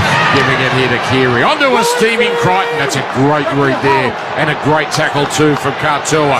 It's played now to Watson. Throws to Tedesco. Short pass May. May can see the line. Oh, he was going to pass it. Didn't need to. Crashes over. And this is how the Roosters started against Penrith a couple of weeks ago in the second half. They needed to score the first try. They've done that. Crowd silence, 24-10. We saw this exact play last week. Tedesco recognises quick play of the ball, jumps back into the middle of the field, tests those middles out with close support. Now Victor Radley steamed straight through last week. It's a bit more unconventional here. May had some work to do. Who was underneath him there? Kamikamitha just hanging on, but it was good enough, May, just to swivel, hold his feet and power through the tackle, and it's exactly the start that Trent Robinson was talking about. Find some points, get down there, start to eat into that start to get some belief. That would have done the Roosters a world of good, Woodsy. Yeah, just come from the late, 6 again in the tackle count. Just a little bit of extra effort from Howard, which gives them a 6 again in good field position, and really uncharacteristic defence from the Storm just to let that one out. Pretty soft try. Here's the kick at goal. It's good. Do they still have the bench player of the year at the Dally M's? I think they do. I think Terrell May won't win it this year. He's been very, very good, and a try there for him, which is his 6th for the year. The kick, not surprisingly, goes over. No need to bother the DoorDash kick predictor. 24-12. So the margin 2 tries now. Macca's score a new deal every day with Macca's Footy Finals deals, only on the My Macca's app. Dan Robinson on the sideline for Bailey Ladders. Yeah, you mentioned Bench Player of the Year. I'm pretty sure the Players Association might have released their Team of the Year during the weekend. He was the impact player, aka Bench Player, Terrell May. He's had a wonderful season, and this could just spark something for the Sydney Roosters. It's amazing how quiet this crowd can be when they score. Thank you, Dan. Now here's the long kick taken by Tupou, getting it on to Nafahu White. And he's dropped out 15 from his own line. Full house here in Melbourne. Played now to Butcher, getting it on. And the manager's to Tupou. He's wrapped up 21 out from his own line. There he is, Terrell May, working it upfield. And he's dropped down. Well, he's not dropped down. Now he finally is filled. He takes some putting down the big unit. Centre field comes to Crichton.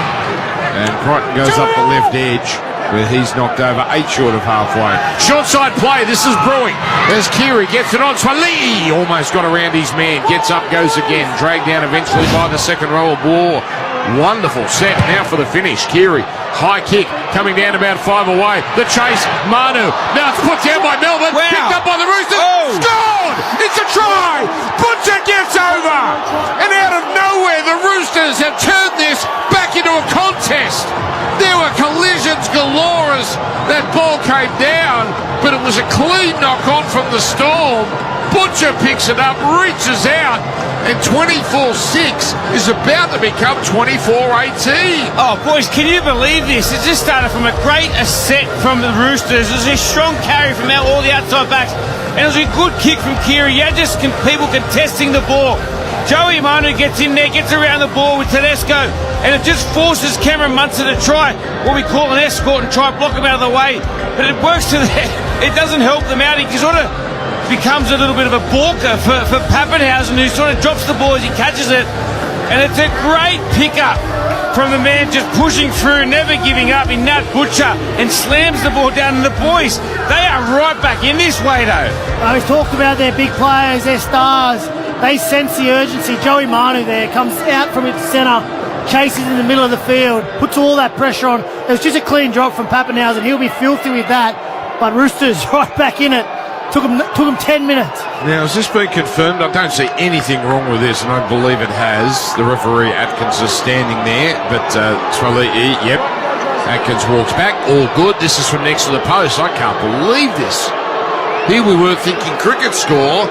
Now the Roosters are down by 1 score. Kick is good, 24-18. This is eerily similar for the Roosters to a fortnight ago on a Friday night at Penrith. So looking at a replay for Harvey Norman, and it was actually Munster that got in Pappenhausen's way there. He was trying to provide protection. He actually did his fullback in a little there, and Pappenhausen losing the ball. And that Butcher, the veteran for the Roosters, gets his 4th try for the year on the Choice Hotel stats. 24-18, and they've done that in 10 minutes. Scored those 2 tries, the Roosters. Triple M rocking the finals. Room hot water, built tough for Aussie conditions when it comes to water heating. Ask your plumber to install the room. Here's Tupper getting it on. Goes up the left edge. He's driven sideways, slips a pass. He was worried he was going to be taken into touch. It works out well. Swaliti gains an extra 10 metres.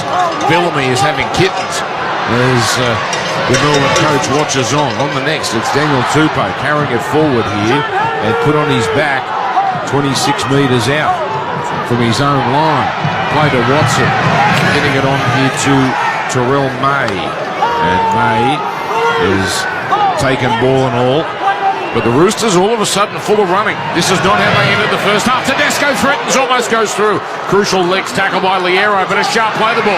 Allows Watson to run out of dummy half. Gets it on to Kiri. Kiri to Crichton. Crichton slips the pass. Back to Kiri. Kiri down the left side. Throws to Tupou. Down the wing. Up to the 20.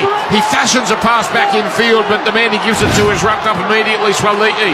Roosters, they've got numbers on the right, and it comes from left to right. Sandon Smith puts up a high kick. Manu territory. Here they come. Manu takes it and can't get there. Try save it from Howarth.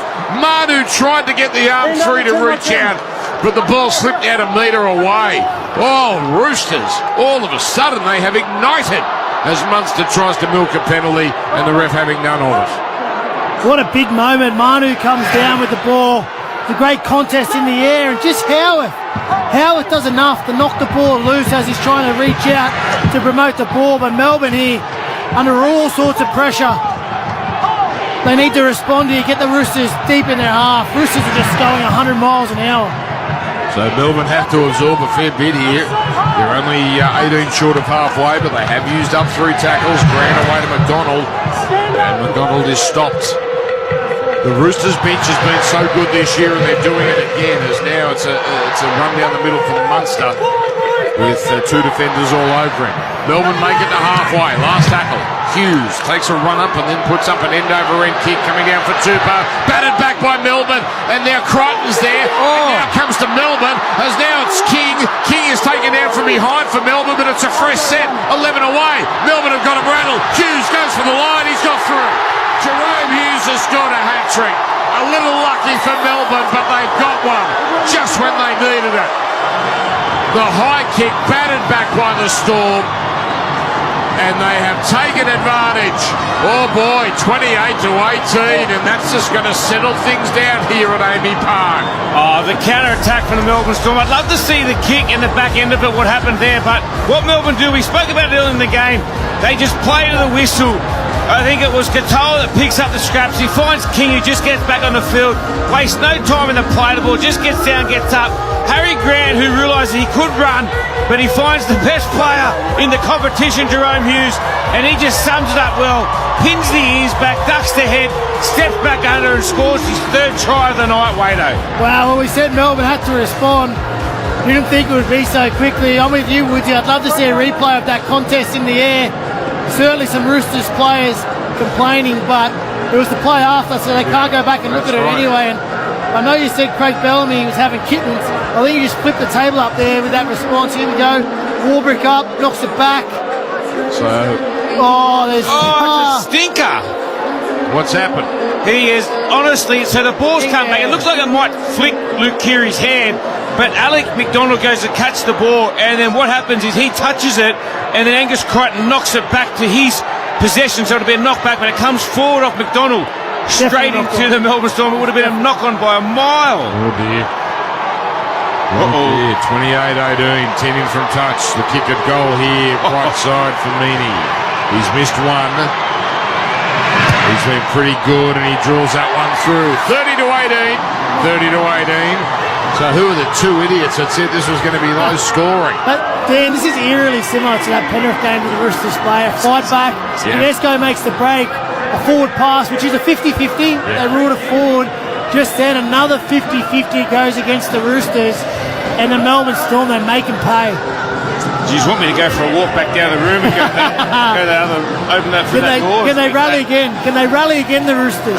It certainly seemed, looking at a replay for Harvey Norman, Crichton's batted it back.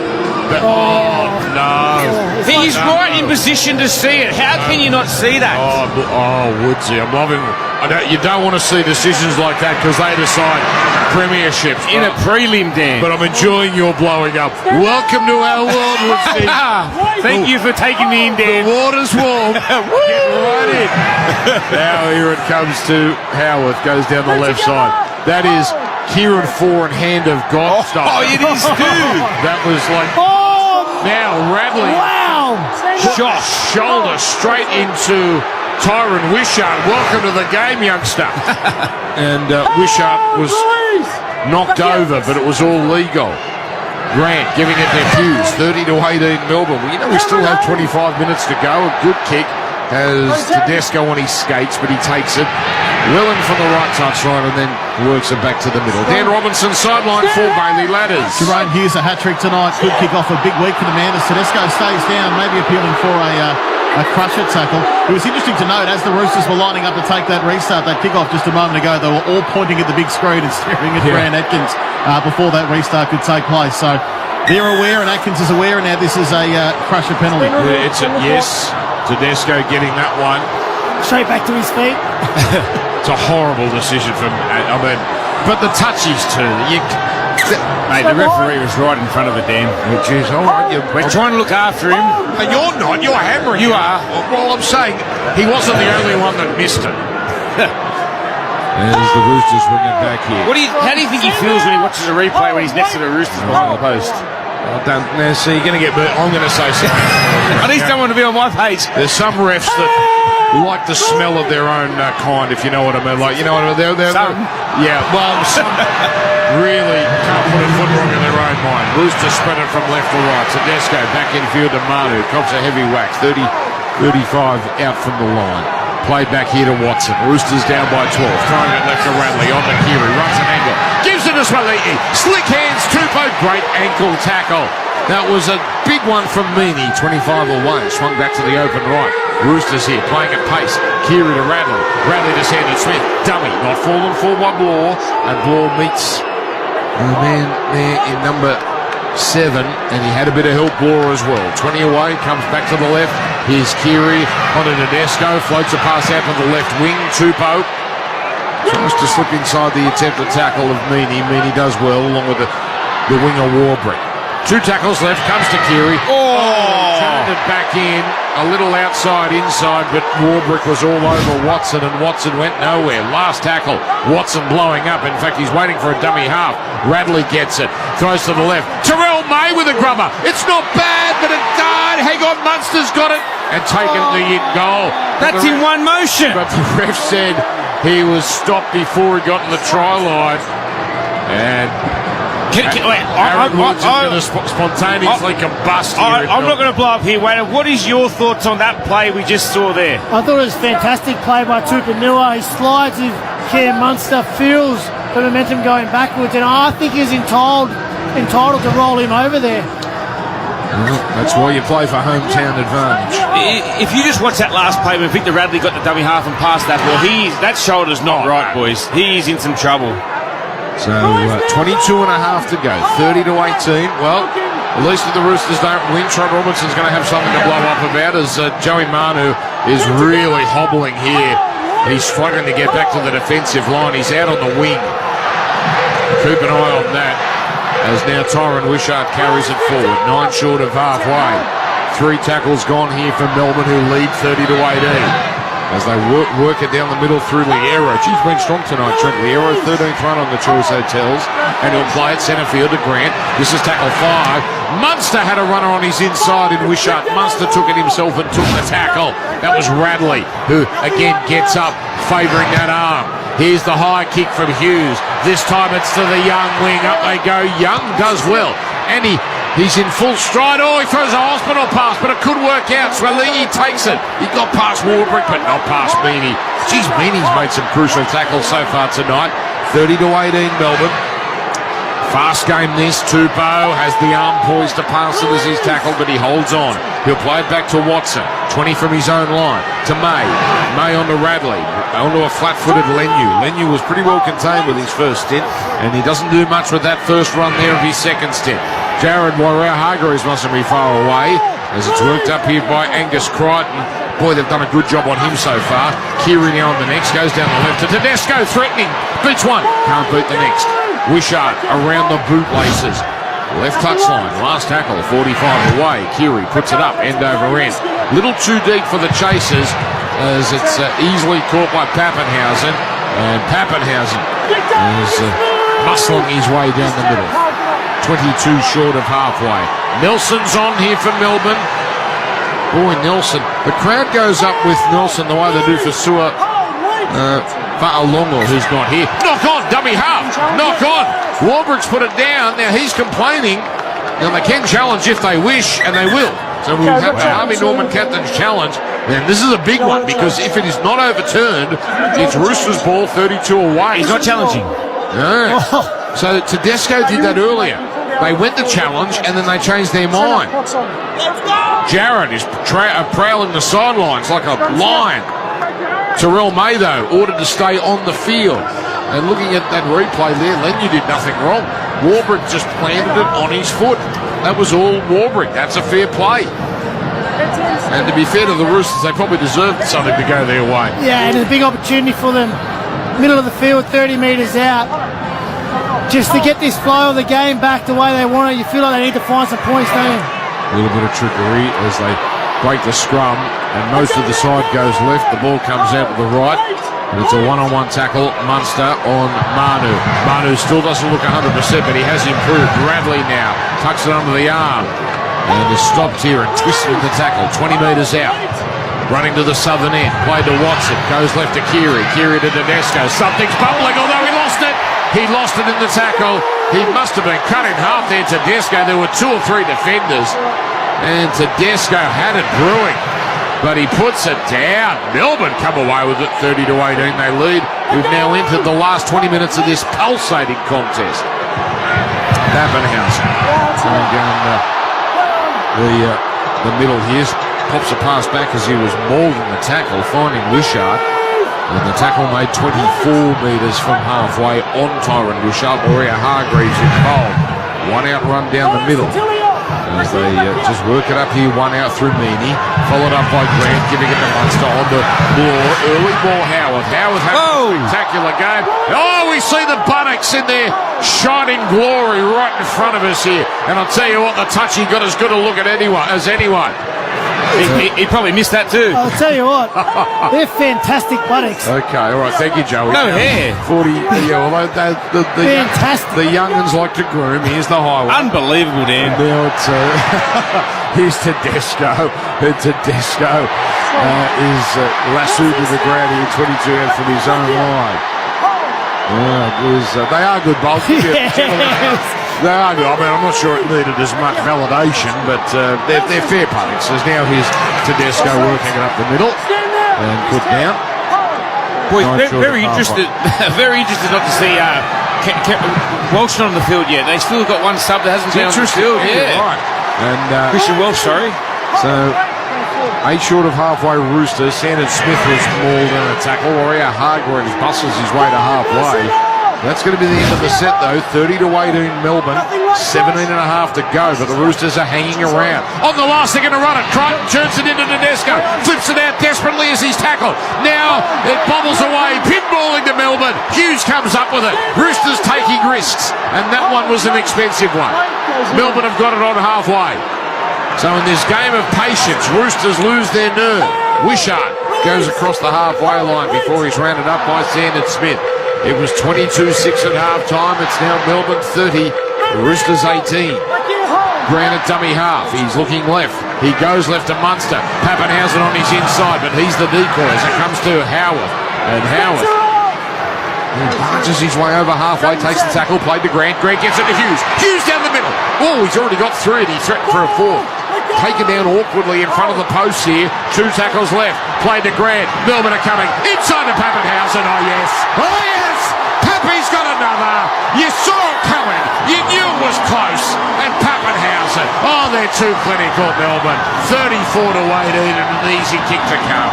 That was brilliant to watch live, Dan. Just that whole set. Harry Grant at hooker. Munster on one side. Hughes on the other. And Pappenhausen in behind Grant. Just working together, working out that defensive system of the Roosters and just staying at the pressure point.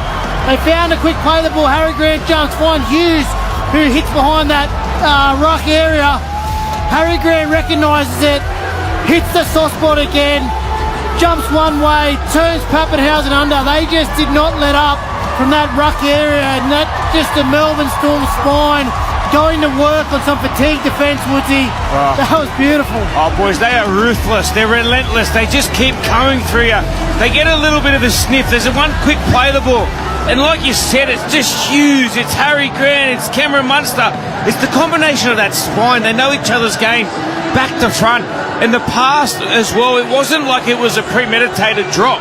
It was he was going one way and he gets one arm and just flicks it across his body. That's so hard to do, especially on the run when you got blokes like Tedesco and Hargraves breathing down your throat.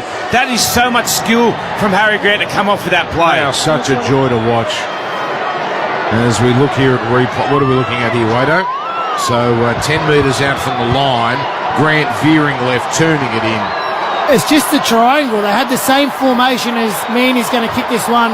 The same formation at the ruck every time. It was Grant, Hughes, Munster and Pappenhausen all nice and flat. And once they recognised they had the Roosters ruck blown, they just stayed there, stayed at the soft spot, and then Harry Grant, it's a walkover try because there's no defenders left. They used them all up. It's beautiful to watch if you love your footy. That was such a well orchestrated because they started it from play one. Yeah, and they built the whole set. Yeah. And they knew where their soft spot was when Munster turned Howarth underneath, and all three of them were just there talking away, just chipping away. They get the result on play 5, but it started on play 1. I'll tell you something. If Penrith win tomorrow, and I'm not being disrespectful to your Sharks, some are going to go, Melbourne, Penrith, we've seen them in big quote. Okay, them again. It will be one of the all-time great grand finals. Need Solomona there, Dan. Here's a high kick. Go get to work, Woodsy. Go get to work, mate. Hang on, we've lost the TV here, so it just fell over there. That's interesting. Anyway, it's back up.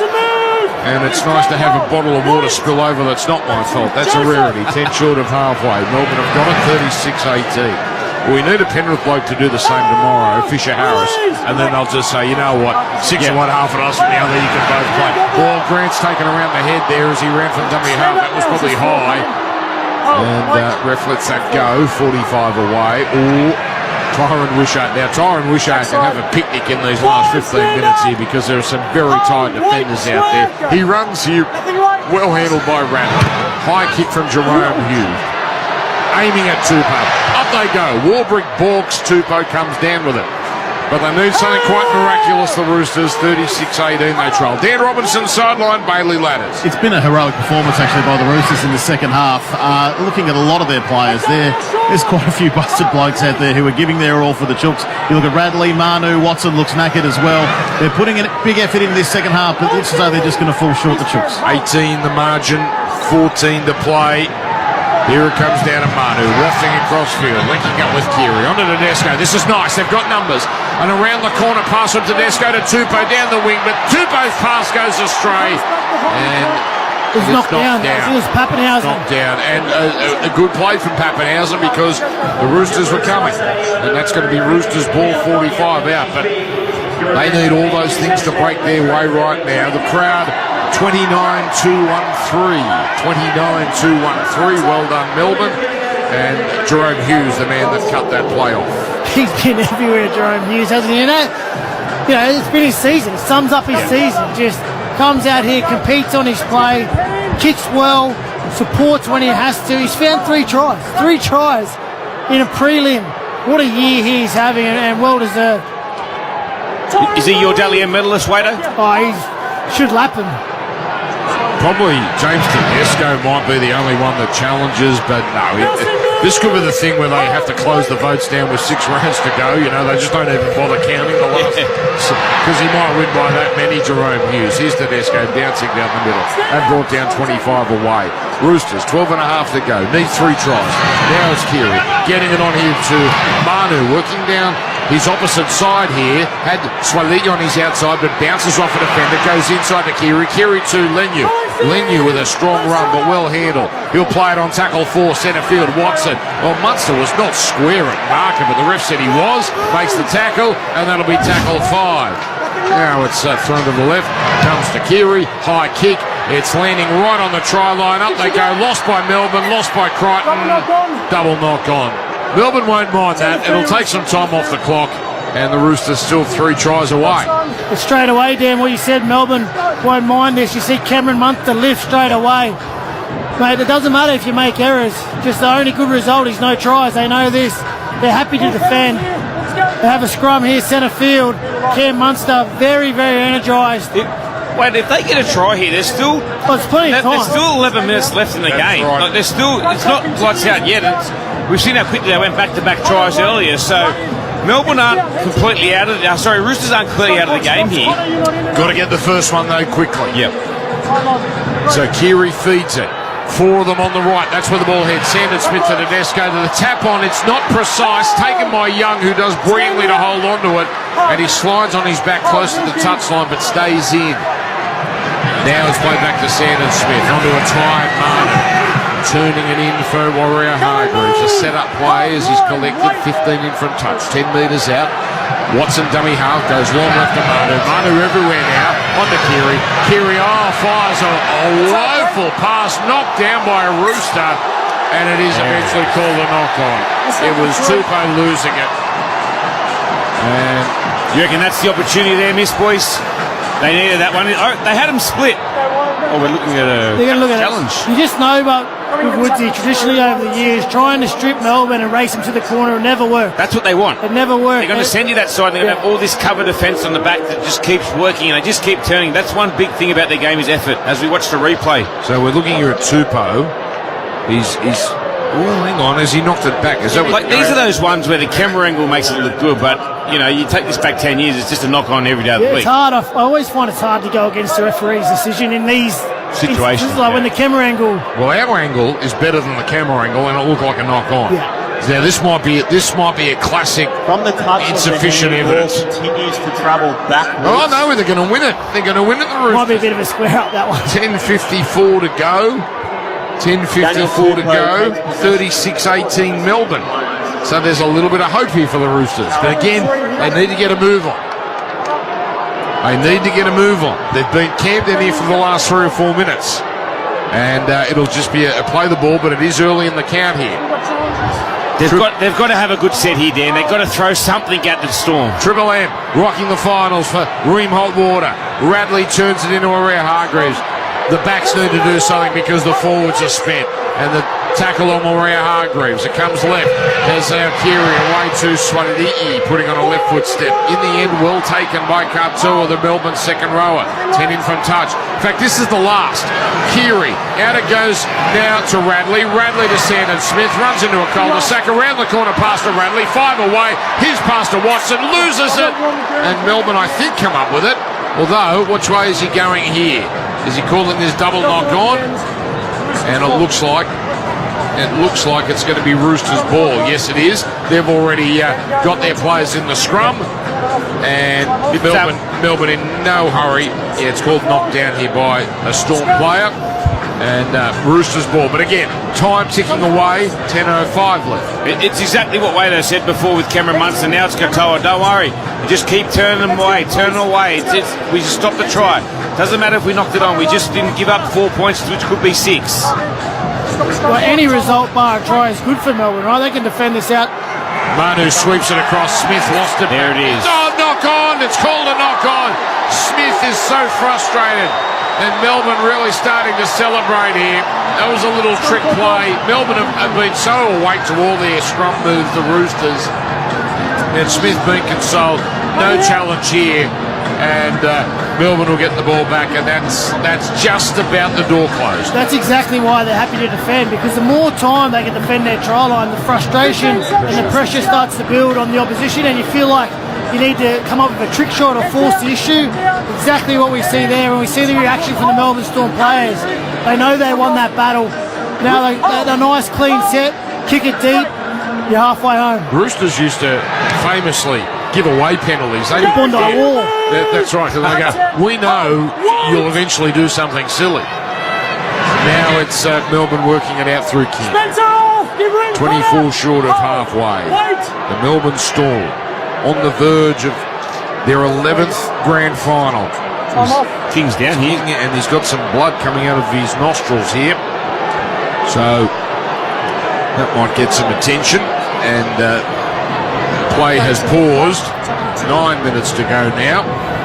Melbourne have beaten Penrith twice this year, but Cronulla would be an interesting battle. They thumped them here in the second half in the finals. But of course Cronulla had a victory down here as well. Plenty of time to talk about the upcoming matchup in the big one. But we've still got a little bit of unfinished business here as Katoa is taken down.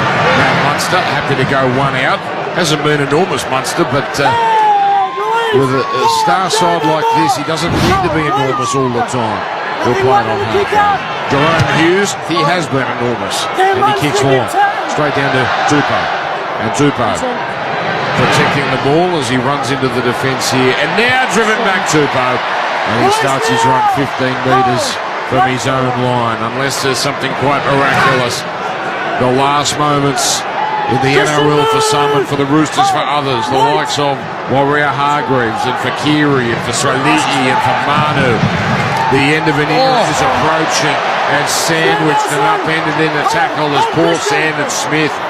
He was crushed there by Sean Bloor and Nelson Asava Solomona. 10 short of halfway the Roosters, but nothing doing so far. This might be the play. Kiri, the short ball, Crichton flips it out the back. On the ground, picked up by Melbourne. Hasn't happened for Crichton tonight. And Melbourne come away with it, and you get the sense they might be about to hit 40. That's what we said, boys. Well, Josh might be going blood bin here. Blood bin. But we've said it all night, boys. It's a good bit of blood coming out of the nostrils. If he was a horse, he'd be banned for 3 months. But they've just suffocated the Roosters in this second half. They haven't given them much after those 2 quick tries they got early in the second half. They've frustrated the Roosters every time they've tried to come up with a play. The Melbourne Storm has been there. One thing, with Solomona, Dan, he's looked so, defensively he's been outstanding. He's made an imprint defensively. Normally we see it with the ball, but tonight he's made a statement. He's led the kick chase and really driven back Tedesco. But now it's on to the right here through King. Make sure you're listening tomorrow to the shows on Triple M in the morning, the Dead Set Legends and the Saturday Scrum, because they'll have the news on Nelson. If he's going to miss the big one, he probably will. High kick, Tupou drops it. Crichton's in front of him. That's offside, but they're going to call it double. And it touches Melbourne. They're going to call it Melbourne knock on first. I'm sure Grant Atkins has done his grand final aspirations much good tonight, but hang on. We've got Ashley Klein tomorrow, so let's not. Yeah, we do have him tomorrow, don't we? That's what I'm saying. I'll just wait. Let's not. We'll reassess after tomorrow night. That's right. I sense the first 3 minutes of the Roosters press conference is going to be Trent Robinson absolutely ripping in about that decision off the high kick and the kickoff. Should Solomon have been sent off if they looked? Well, he should. You know what? He should have been sent off. Swalee got sent off in a state of origin for the same offence, really. Didn't miss. But you can argue that, you can debate that on the weekend shows, which neither of you will be part of because you're at the AFL Grand Final. Well, I'm sure someone else will do a good job. There's now, and geez, I can feel the warmth in your sincerity there, Wade. Big Gurgy can really pump up. Yeah, he will blow up. He'd love to see Nelson wiped out of a GF. Actually, I'm not sure he would. He's not that sort of bloke. Now it's one. Ratley puts it down. A clean drop picked up now by Sean Bloor. And now the crowd's ready to go berserk. 6 minutes to go. Melbourne surely are about to put the final nails in this Roosters coffin. It comes from Munster away to Welsh. Welsh he'll be fresh next week. Welsh just got on the field. He hits it up here. He'll play it. Meany limping in back play, by the way. Munster to the left of Bloor. They're feeding Bloor a lot, and it takes 3 Roosters to get in his row. He'll play it 8 away. Left side. Could Hughes get a 4th try? Slow play the ball for Grant. Throws to the right to Munster. Dummies, goes himself. Yes, sir. Cam Munster scores. He wasn't going to let his half partner score a hat-trick and not get one himself. 40-16. Oh, listen to this. Listen to this crowd in Melbourne. Oh, the flags are flying. It's a sea of purple. And they're going to another grand final, 40-16. Oh, Dan, you've been calling all night. Munster sort of hasn't come up with his moment. Now he has made a try next to the sticks, but he's been threatening all night. He's been probing. He's been wreaking havoc around the middle forwards for the Roosters. They don't know what he's going to do. He's been showing and going. He's been hitting nice short passes, but this time he just gets the old warhorse Jared Weir-Hargraves on the try line. He looks like he's going to go. He does a really nice dummy to his right. Hargraves falls for it. Gets one-on-one with Terrell May and just swings, does a little bit of a 360 and ends up over the try line. He's been outstanding tonight, Wado. Oh, and we're sealing that now. The win to Melbourne. Right now for these Melbourne Storm players is such a special feeling. So much effort, preparation, pressure into a prelim. You know what sort of output of energy and effort you need to produce to get a result, but right now they know. They know they're 4 minutes away from going to a grand final, and it's a special feeling. You had this, I was looking the other day, actually, kick is good. So Cronulla beat Cowboys in your prelim, I think 32-20.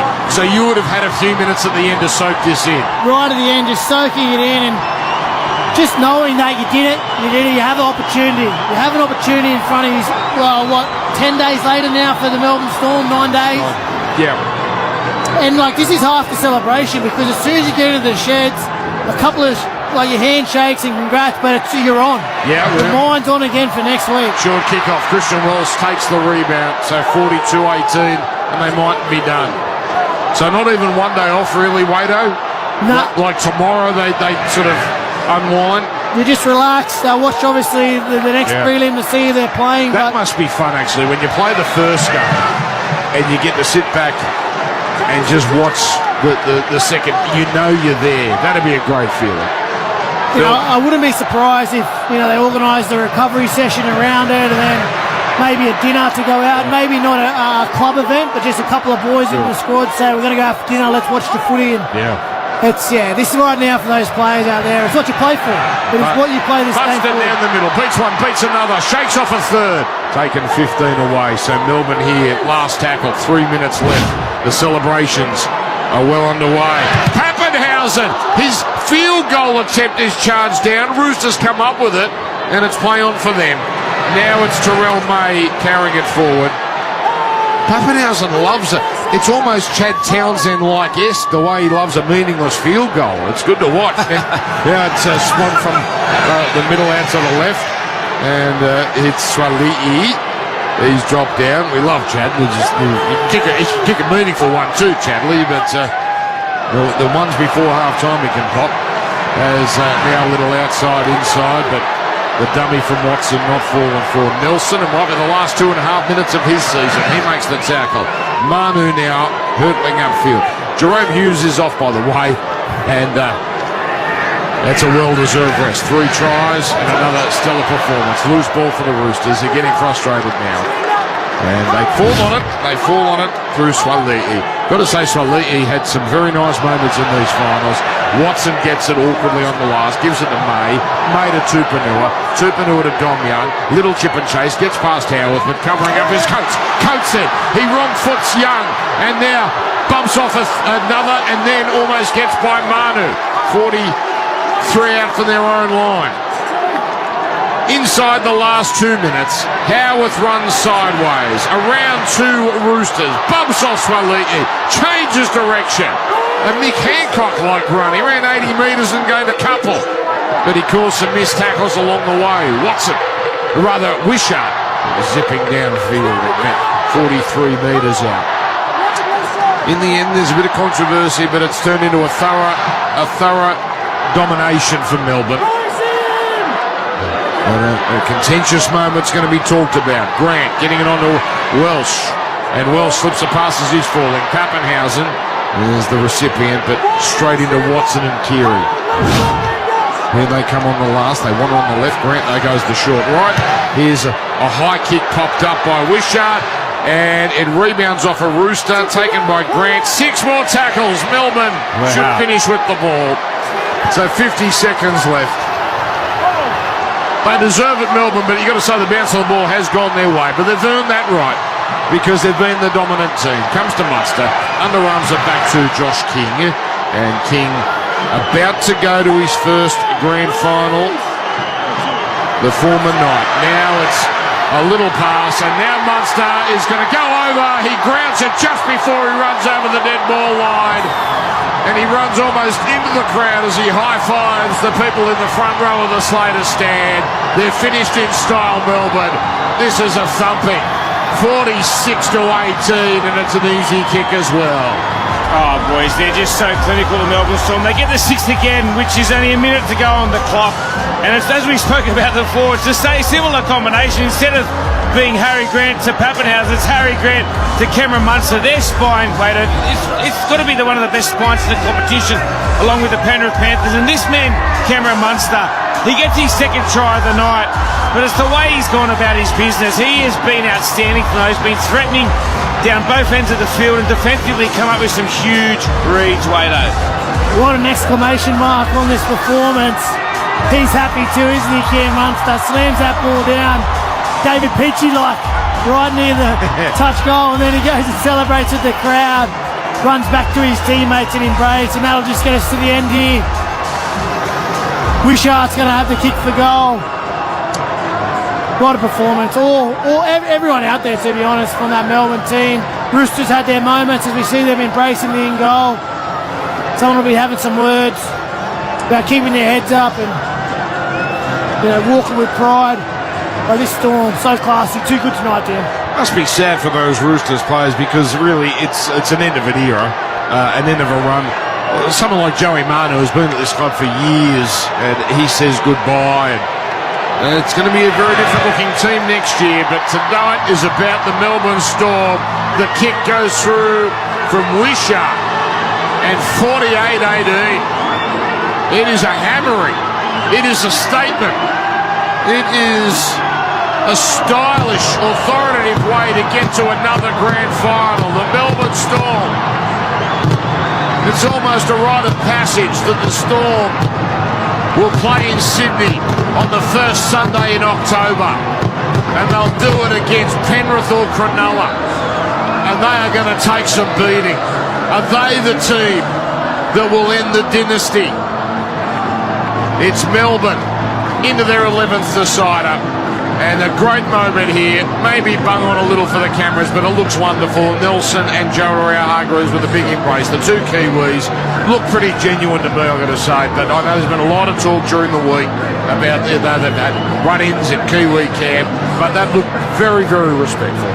Oh, there's no doubt there's genuine care there at the end. Nelson knows Jared's moving on. He's been such a stalwart of the NRL for so long. It would have been someone that Nelson looked up to when he was coming up, and obviously they've had many battles over the years. That's just what you do as front rowers, but certainly I've no doubt there's a tremendous respect. Well, they both play the game in a brutal fashion, leading from the front, And you can't help but have that respect for another player who wears your jersey, walks in your shoes, and walks the walk. Doesn't just talk the talk, he walks the walk. So, like you said, an end of an era. Nelson probably recognises that as well, and just paying his respect there to Jared. What a warrior he's been throughout his career, and he certainly left his mark, not just on the NRL, but in every game he played. He played full tilt, made an impact. Certainly never shirked his workload and his job, and he led from the front. I'm looking at Nelson here, Woodsy, and there was just a shot of him on the 9 cameras. I think he's resigned to his fate. I think he knows that's probably it for him. It's almost apologetic the way he was hugging it. I'm probably reading too much into it, but his joy, or his teammates' joy, doesn't match his mood right now. He's happy, but he's not overjoyed. You reckon it's a fake smile that he's sort of got? Yeah, it's sort of like he's happy, but he knows he's in for some bad news. A high shot on the first tackle of the game. What is it in the Roosters and first tackles of games in these finals? And beautiful embrace here, Spencer Leniu and Sean Bloor. What a great story, Sean Bloor. Another one of these reclamation projects. He wasn't even a regular at the Wests Tigers. He comes to the Storm, and look what they've helped turn him into. Ryan Pappenhausen, a superstar, and he's with you, Dan Robinson. Well, perhaps, mate, you're off to another big dance. Can you believe it? I can believe it. I think all the effort we put in this year, and you get a little bit nervous before these games because you know you've nailed your prep, but you just want to make sure every other one of the guys on the team has done the same thing, and we did that. I think it was very impressive, backs against the wall early, and got to 24-18, partly because of me, but for us to be resilient and get through that period of being close, good little hint for what next week might look like. Personally, mate, you've had a tough few years, obviously, in the injury front. It must be a special feeling to be back on that day where you won a Clive Churchill 4 years ago. It's a long time ago, wasn't it? It is special.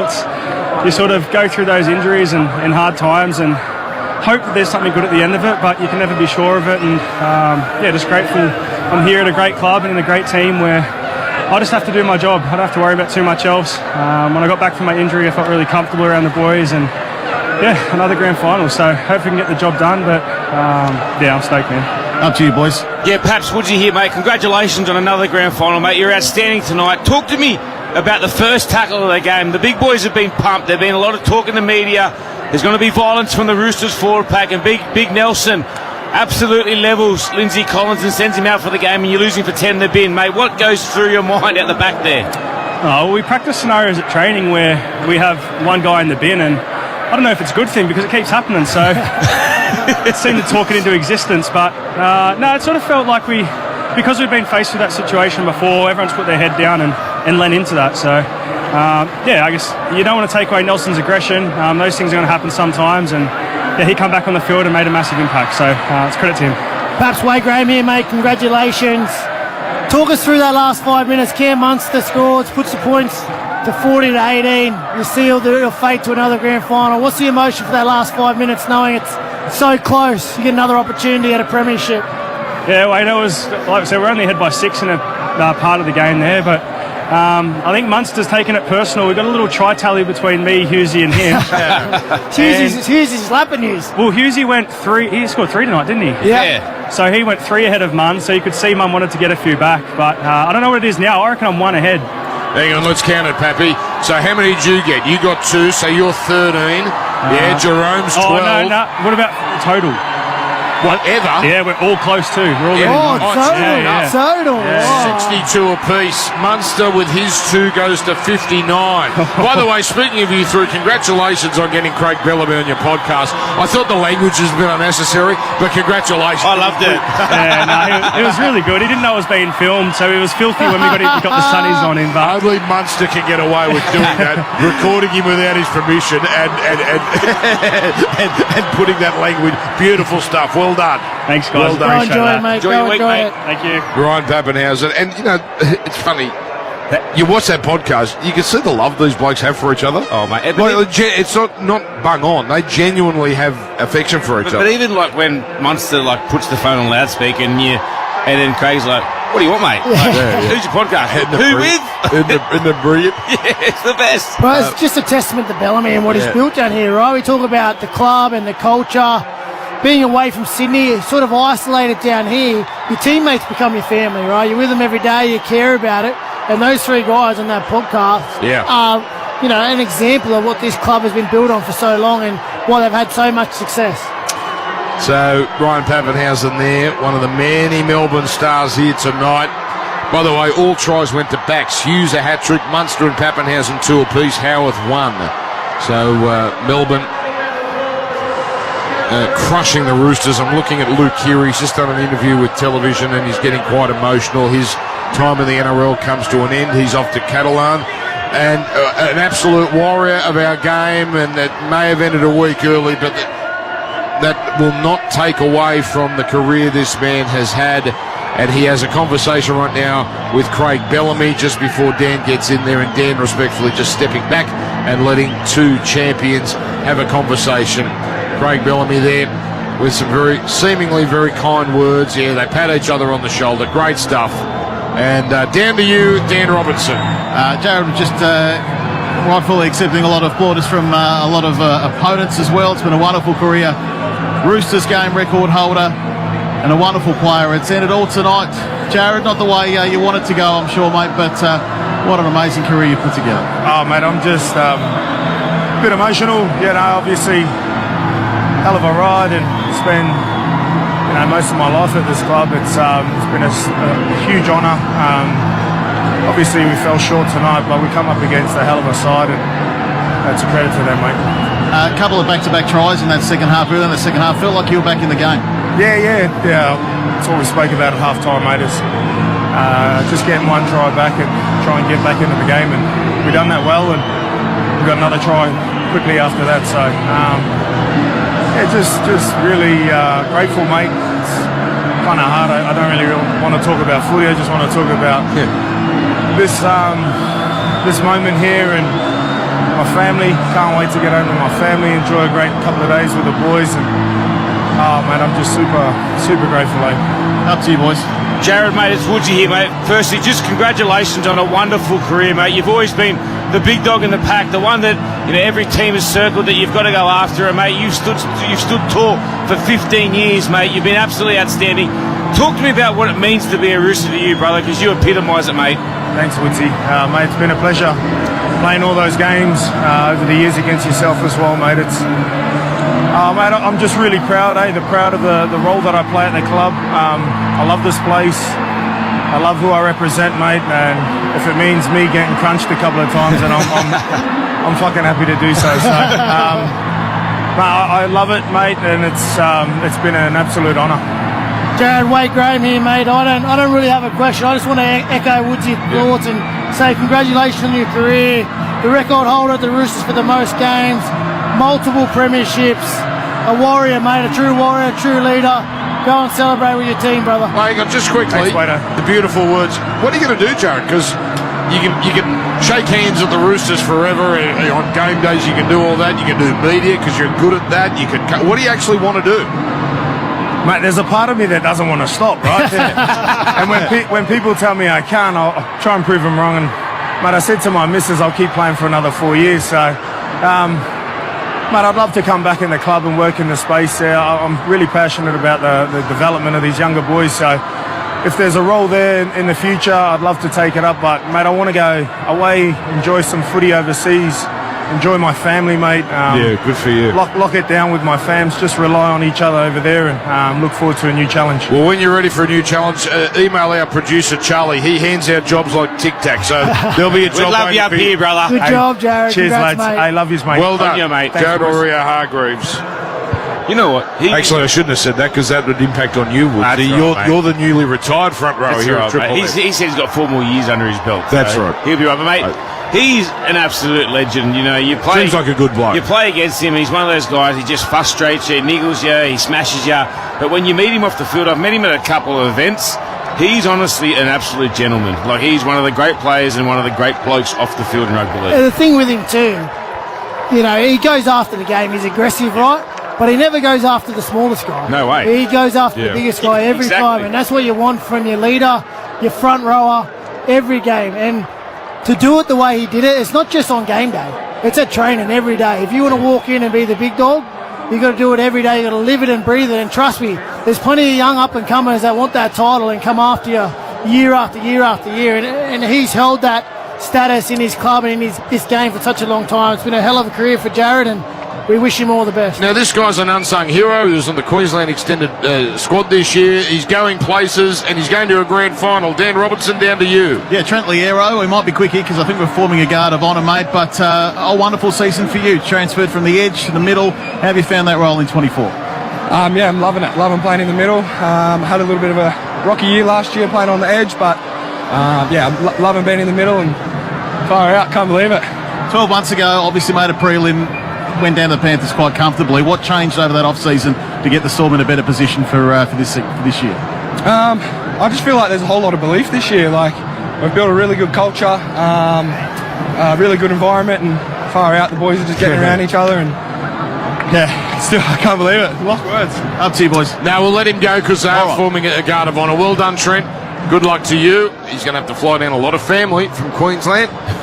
And you probably, Wado, end up running grand finals at a loss as a player because you've got to buy so many tickets and fly the people that fly people in. And, it's actually one of the serious challenges, isn't it? Yeah. Like one of those extra things that you don't normally associate with. Guard of honour being formed here, I gather, for the Roosters players who are departing the NRL, and both teams are going to join in. Does seem a lot of respect between these sides. We've had so many ding-dong battles. And what's great about the modern day and finals, you know, people of my age, Wade and Woodsy, grew up with all Sydney finals, which there's a sort of it has been a romance too. But this Melbourne getting to farewell their fans before the grand final, there's something pretty special about that. And now Luke Keary is the first through the guard of honour, a 3-time premiership player, a Clive Churchill winner. And now Joe Doria-Hargreaves raises his arm in triumph. And now he continues to walk up the tunnel. So those two given a very special farewell as the guard of honour comes apart. And I tell you what, these Melbourne fans, look, no one has left our stand here in front of us here. They are soaking in everything. Most of the crowd in the Cameron Smith stand and the Southern stand and the Slater stand at the north, they've departed, as is the norm. But here, in the main stand, there are so many people soaking this up. So, good job by Dan Robertson on the sideline.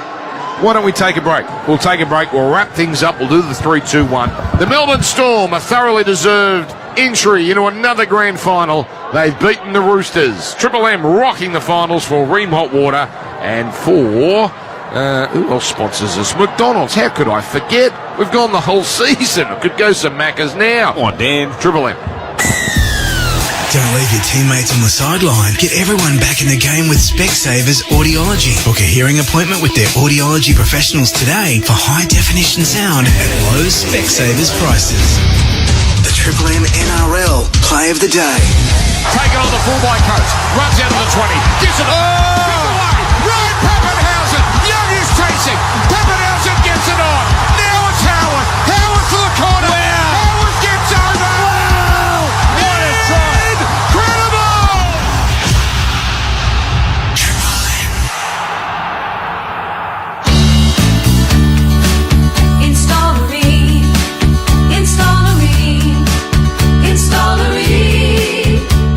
For the hottest of hot party you've ever seen. Cream comes on steady, hot and strong. It just keeps on and on. Ream's been proudly manufacturing here in Australia for over 80 years. Install a Ream.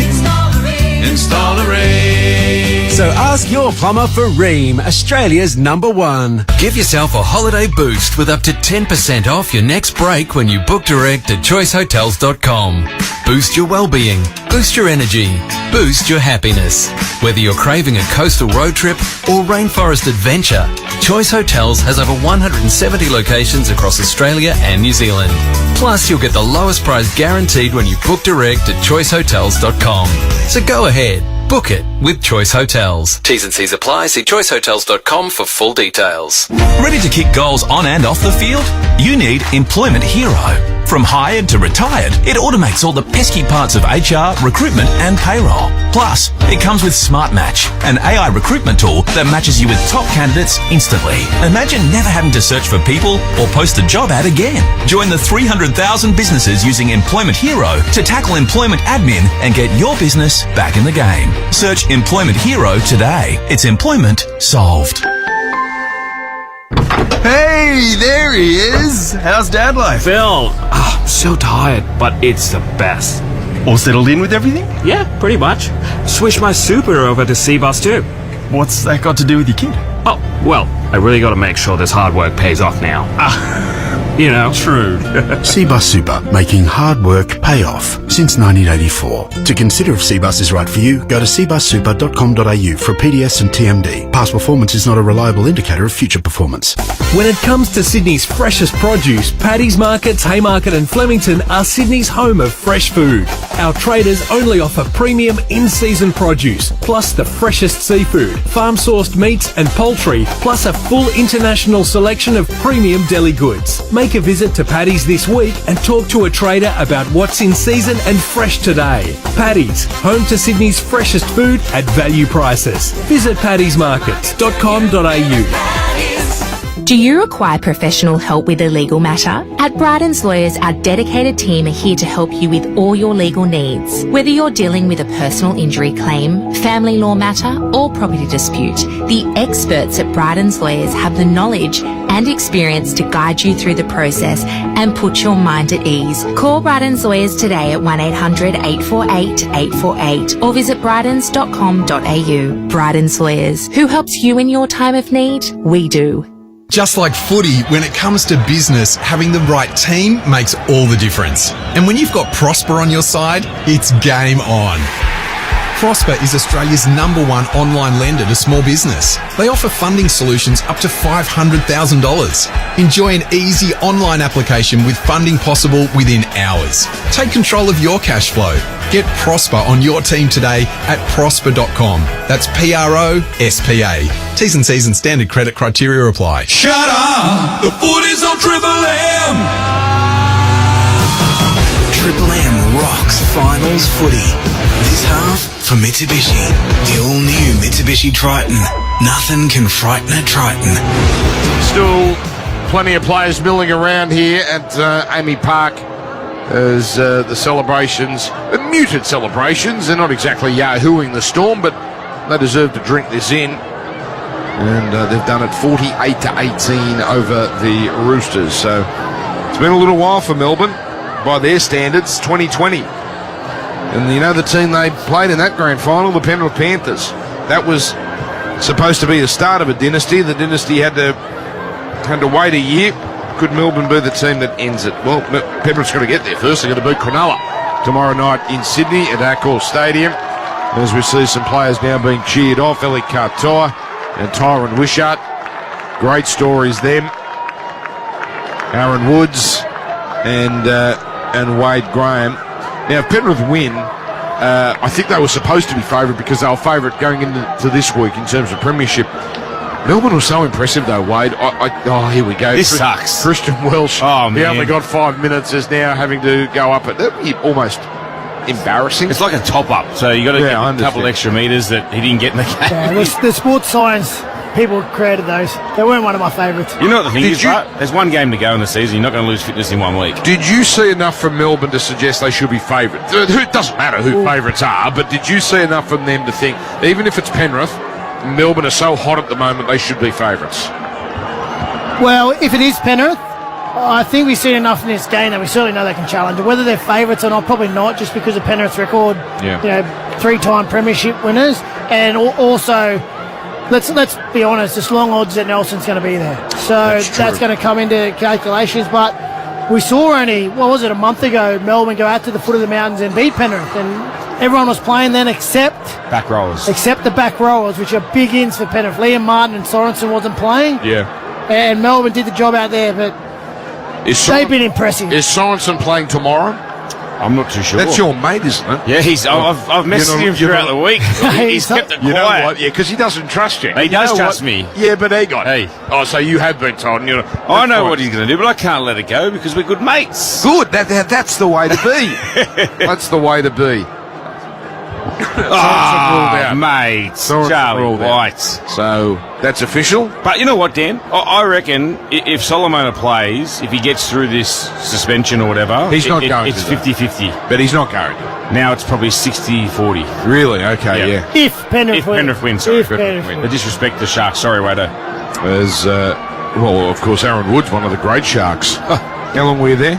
3.5 years. We had some good times, Wader, didn't we? We did have some good times. Feel like we were going to have a good time tomorrow as well, brother. Oh, yeah, I can't wait. You're off to the You're coming down, aren't you? Hey? You got to fly back, don't you, brother? Yes, well, got to work. Nothing wrong with that. Calling Penrith and Cronulla, so... Actually jealous. No, you're not. Don't listen. Don't be insincere. Yeah, that's probably true. I'm not jealous. Don't be insincere. I'm happy for you. You get to unwind. Circumstances mean I can't join you. That's okay. But don't you dare be insincere. I'm just glad that I'm out of the commentator's box after last week watching me on replay. They stitched me up with the cameras. I need to watch the Sharks games in the privacy of somewhere where I'm just on my own so no one can see my reaction to the play-by-play because I don't give a good account of myself as a spectator. No, but, I mean...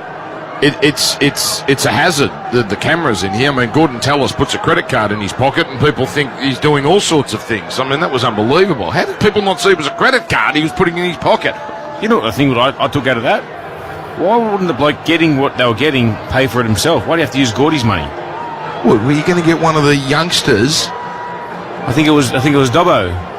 Oh, it was Dobbo? Yeah, Domo's had an incident. We can't. I didn't want to mention the name. I love the man. I hope he recovers well. I actually missed. Right, let's wrap this up. Let's wrap it up. Let's go back to the footy. Dobbo's had an accident. He's fine, we're told, but he's in a bit of pain, and he won't be doing Sunday. So who's filling in for that Sunday show? That'll be me. Oh yes, it's not a bad one. Kevin Walters gets the bullet, so I'm going to have that crew defending, I gather, certainly G. Tallis, so that'll be a fun one. That'll be explosive, I reckon, Sunday on Triple M at midday. I'll be tuning into that one, Dan. All right, beautiful. I will be sending you photos from the MCG. That's Sunday. Oh, yes. I still could be at the MCG. Let's do the 3, 2, 1. Now, you're representing rugby league. There's 100,000 there tomorrow. Just don't... We're going to show them what rugby league's all about. No, I don't want to hear that. That's what I don't want to hear, Woodsy.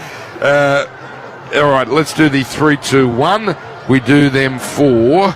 I mean, I forgot the main sponsor. How the hell am I going to remember who the sponsor is? Employment Hero, of course, from hired to retired. Employment Hero's HR, recruitment and payroll software handles it all. It's Employment Solved. Search Employment Hero today. Who's doing it? I've got it, Dan. I thought so. So I'm going to give a special mention to Harry Grant. He was pretty good tonight. He wasn't bad. He misses the podium. So we're going to go with their spine members. 1 point is Ryan Pappenhausen. He was outstanding. He broke open the game with that 20-metre restart. 2 points goes to Cameron Munster. He got 2 tries tonight. He was just, causing havoc for the Roosters' defence. And 3 points, he's been the best player of the competition. I reckon he'll get the Dally M this week. Jerome Hughes got a hat-trick tonight as well, boys. He was sensational.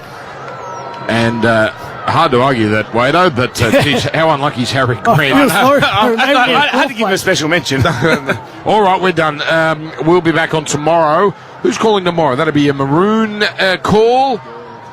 Gerds and Jimmy Graham will have that one from Accor Stadium in Sydney. And that'll be Penrith versus Cronulla. So AFL Grand Final right across the nation, and then the rugby league stations will pick it up from 6 o'clock from Homebush. Melbourne Storm are through. Enjoy these highlights, you Melbourne fans. Enjoy the big day tomorrow. Triple M rocking the footy. Melbourne Storm into another grand final. Shut up. The footy's on Triple M. Triple M rocks footy. Full-time highlights. For Mitre 10, get expert service trusted by the trade at your local Mitre 10 Trade Centre. Here we go, live from Melbourne. He's gone.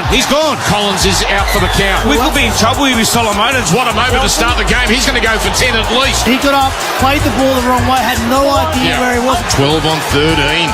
Nelson sent first tackle of the game. It's been upgraded to a Category 1. So Lindsay Collins is gone. Geary centre field. It goes left side to Sandon Smith on the diagonal. Away to Swali'i. Draws his man. Gives it to Tupou. And Tupou scores. Comes from Hughes. Away to Pappenhausen. Dummies. Goes through.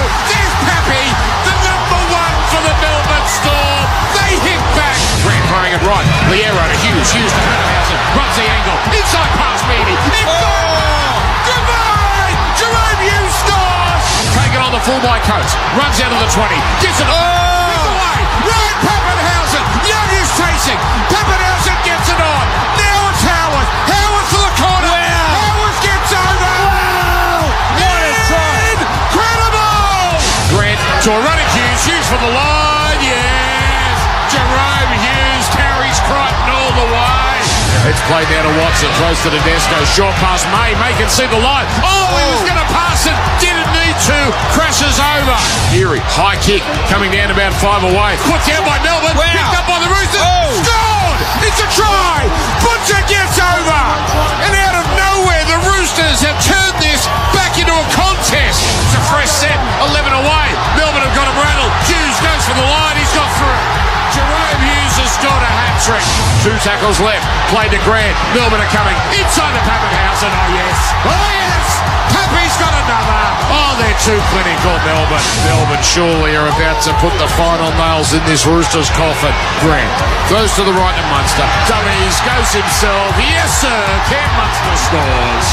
A little pass, and now Munster is going to go over. He grounds it just before he runs over the dead ball line. And he runs almost into the crowd as he high-fives the people in the front row of the Slater stand. They're finished in style, Melbourne. And 48 AD. A stylish, authoritative way to get to another grand final. The Melbourne Storm will play in Sydney on the first Sunday in October. And they'll do it against Penrith or Cronulla.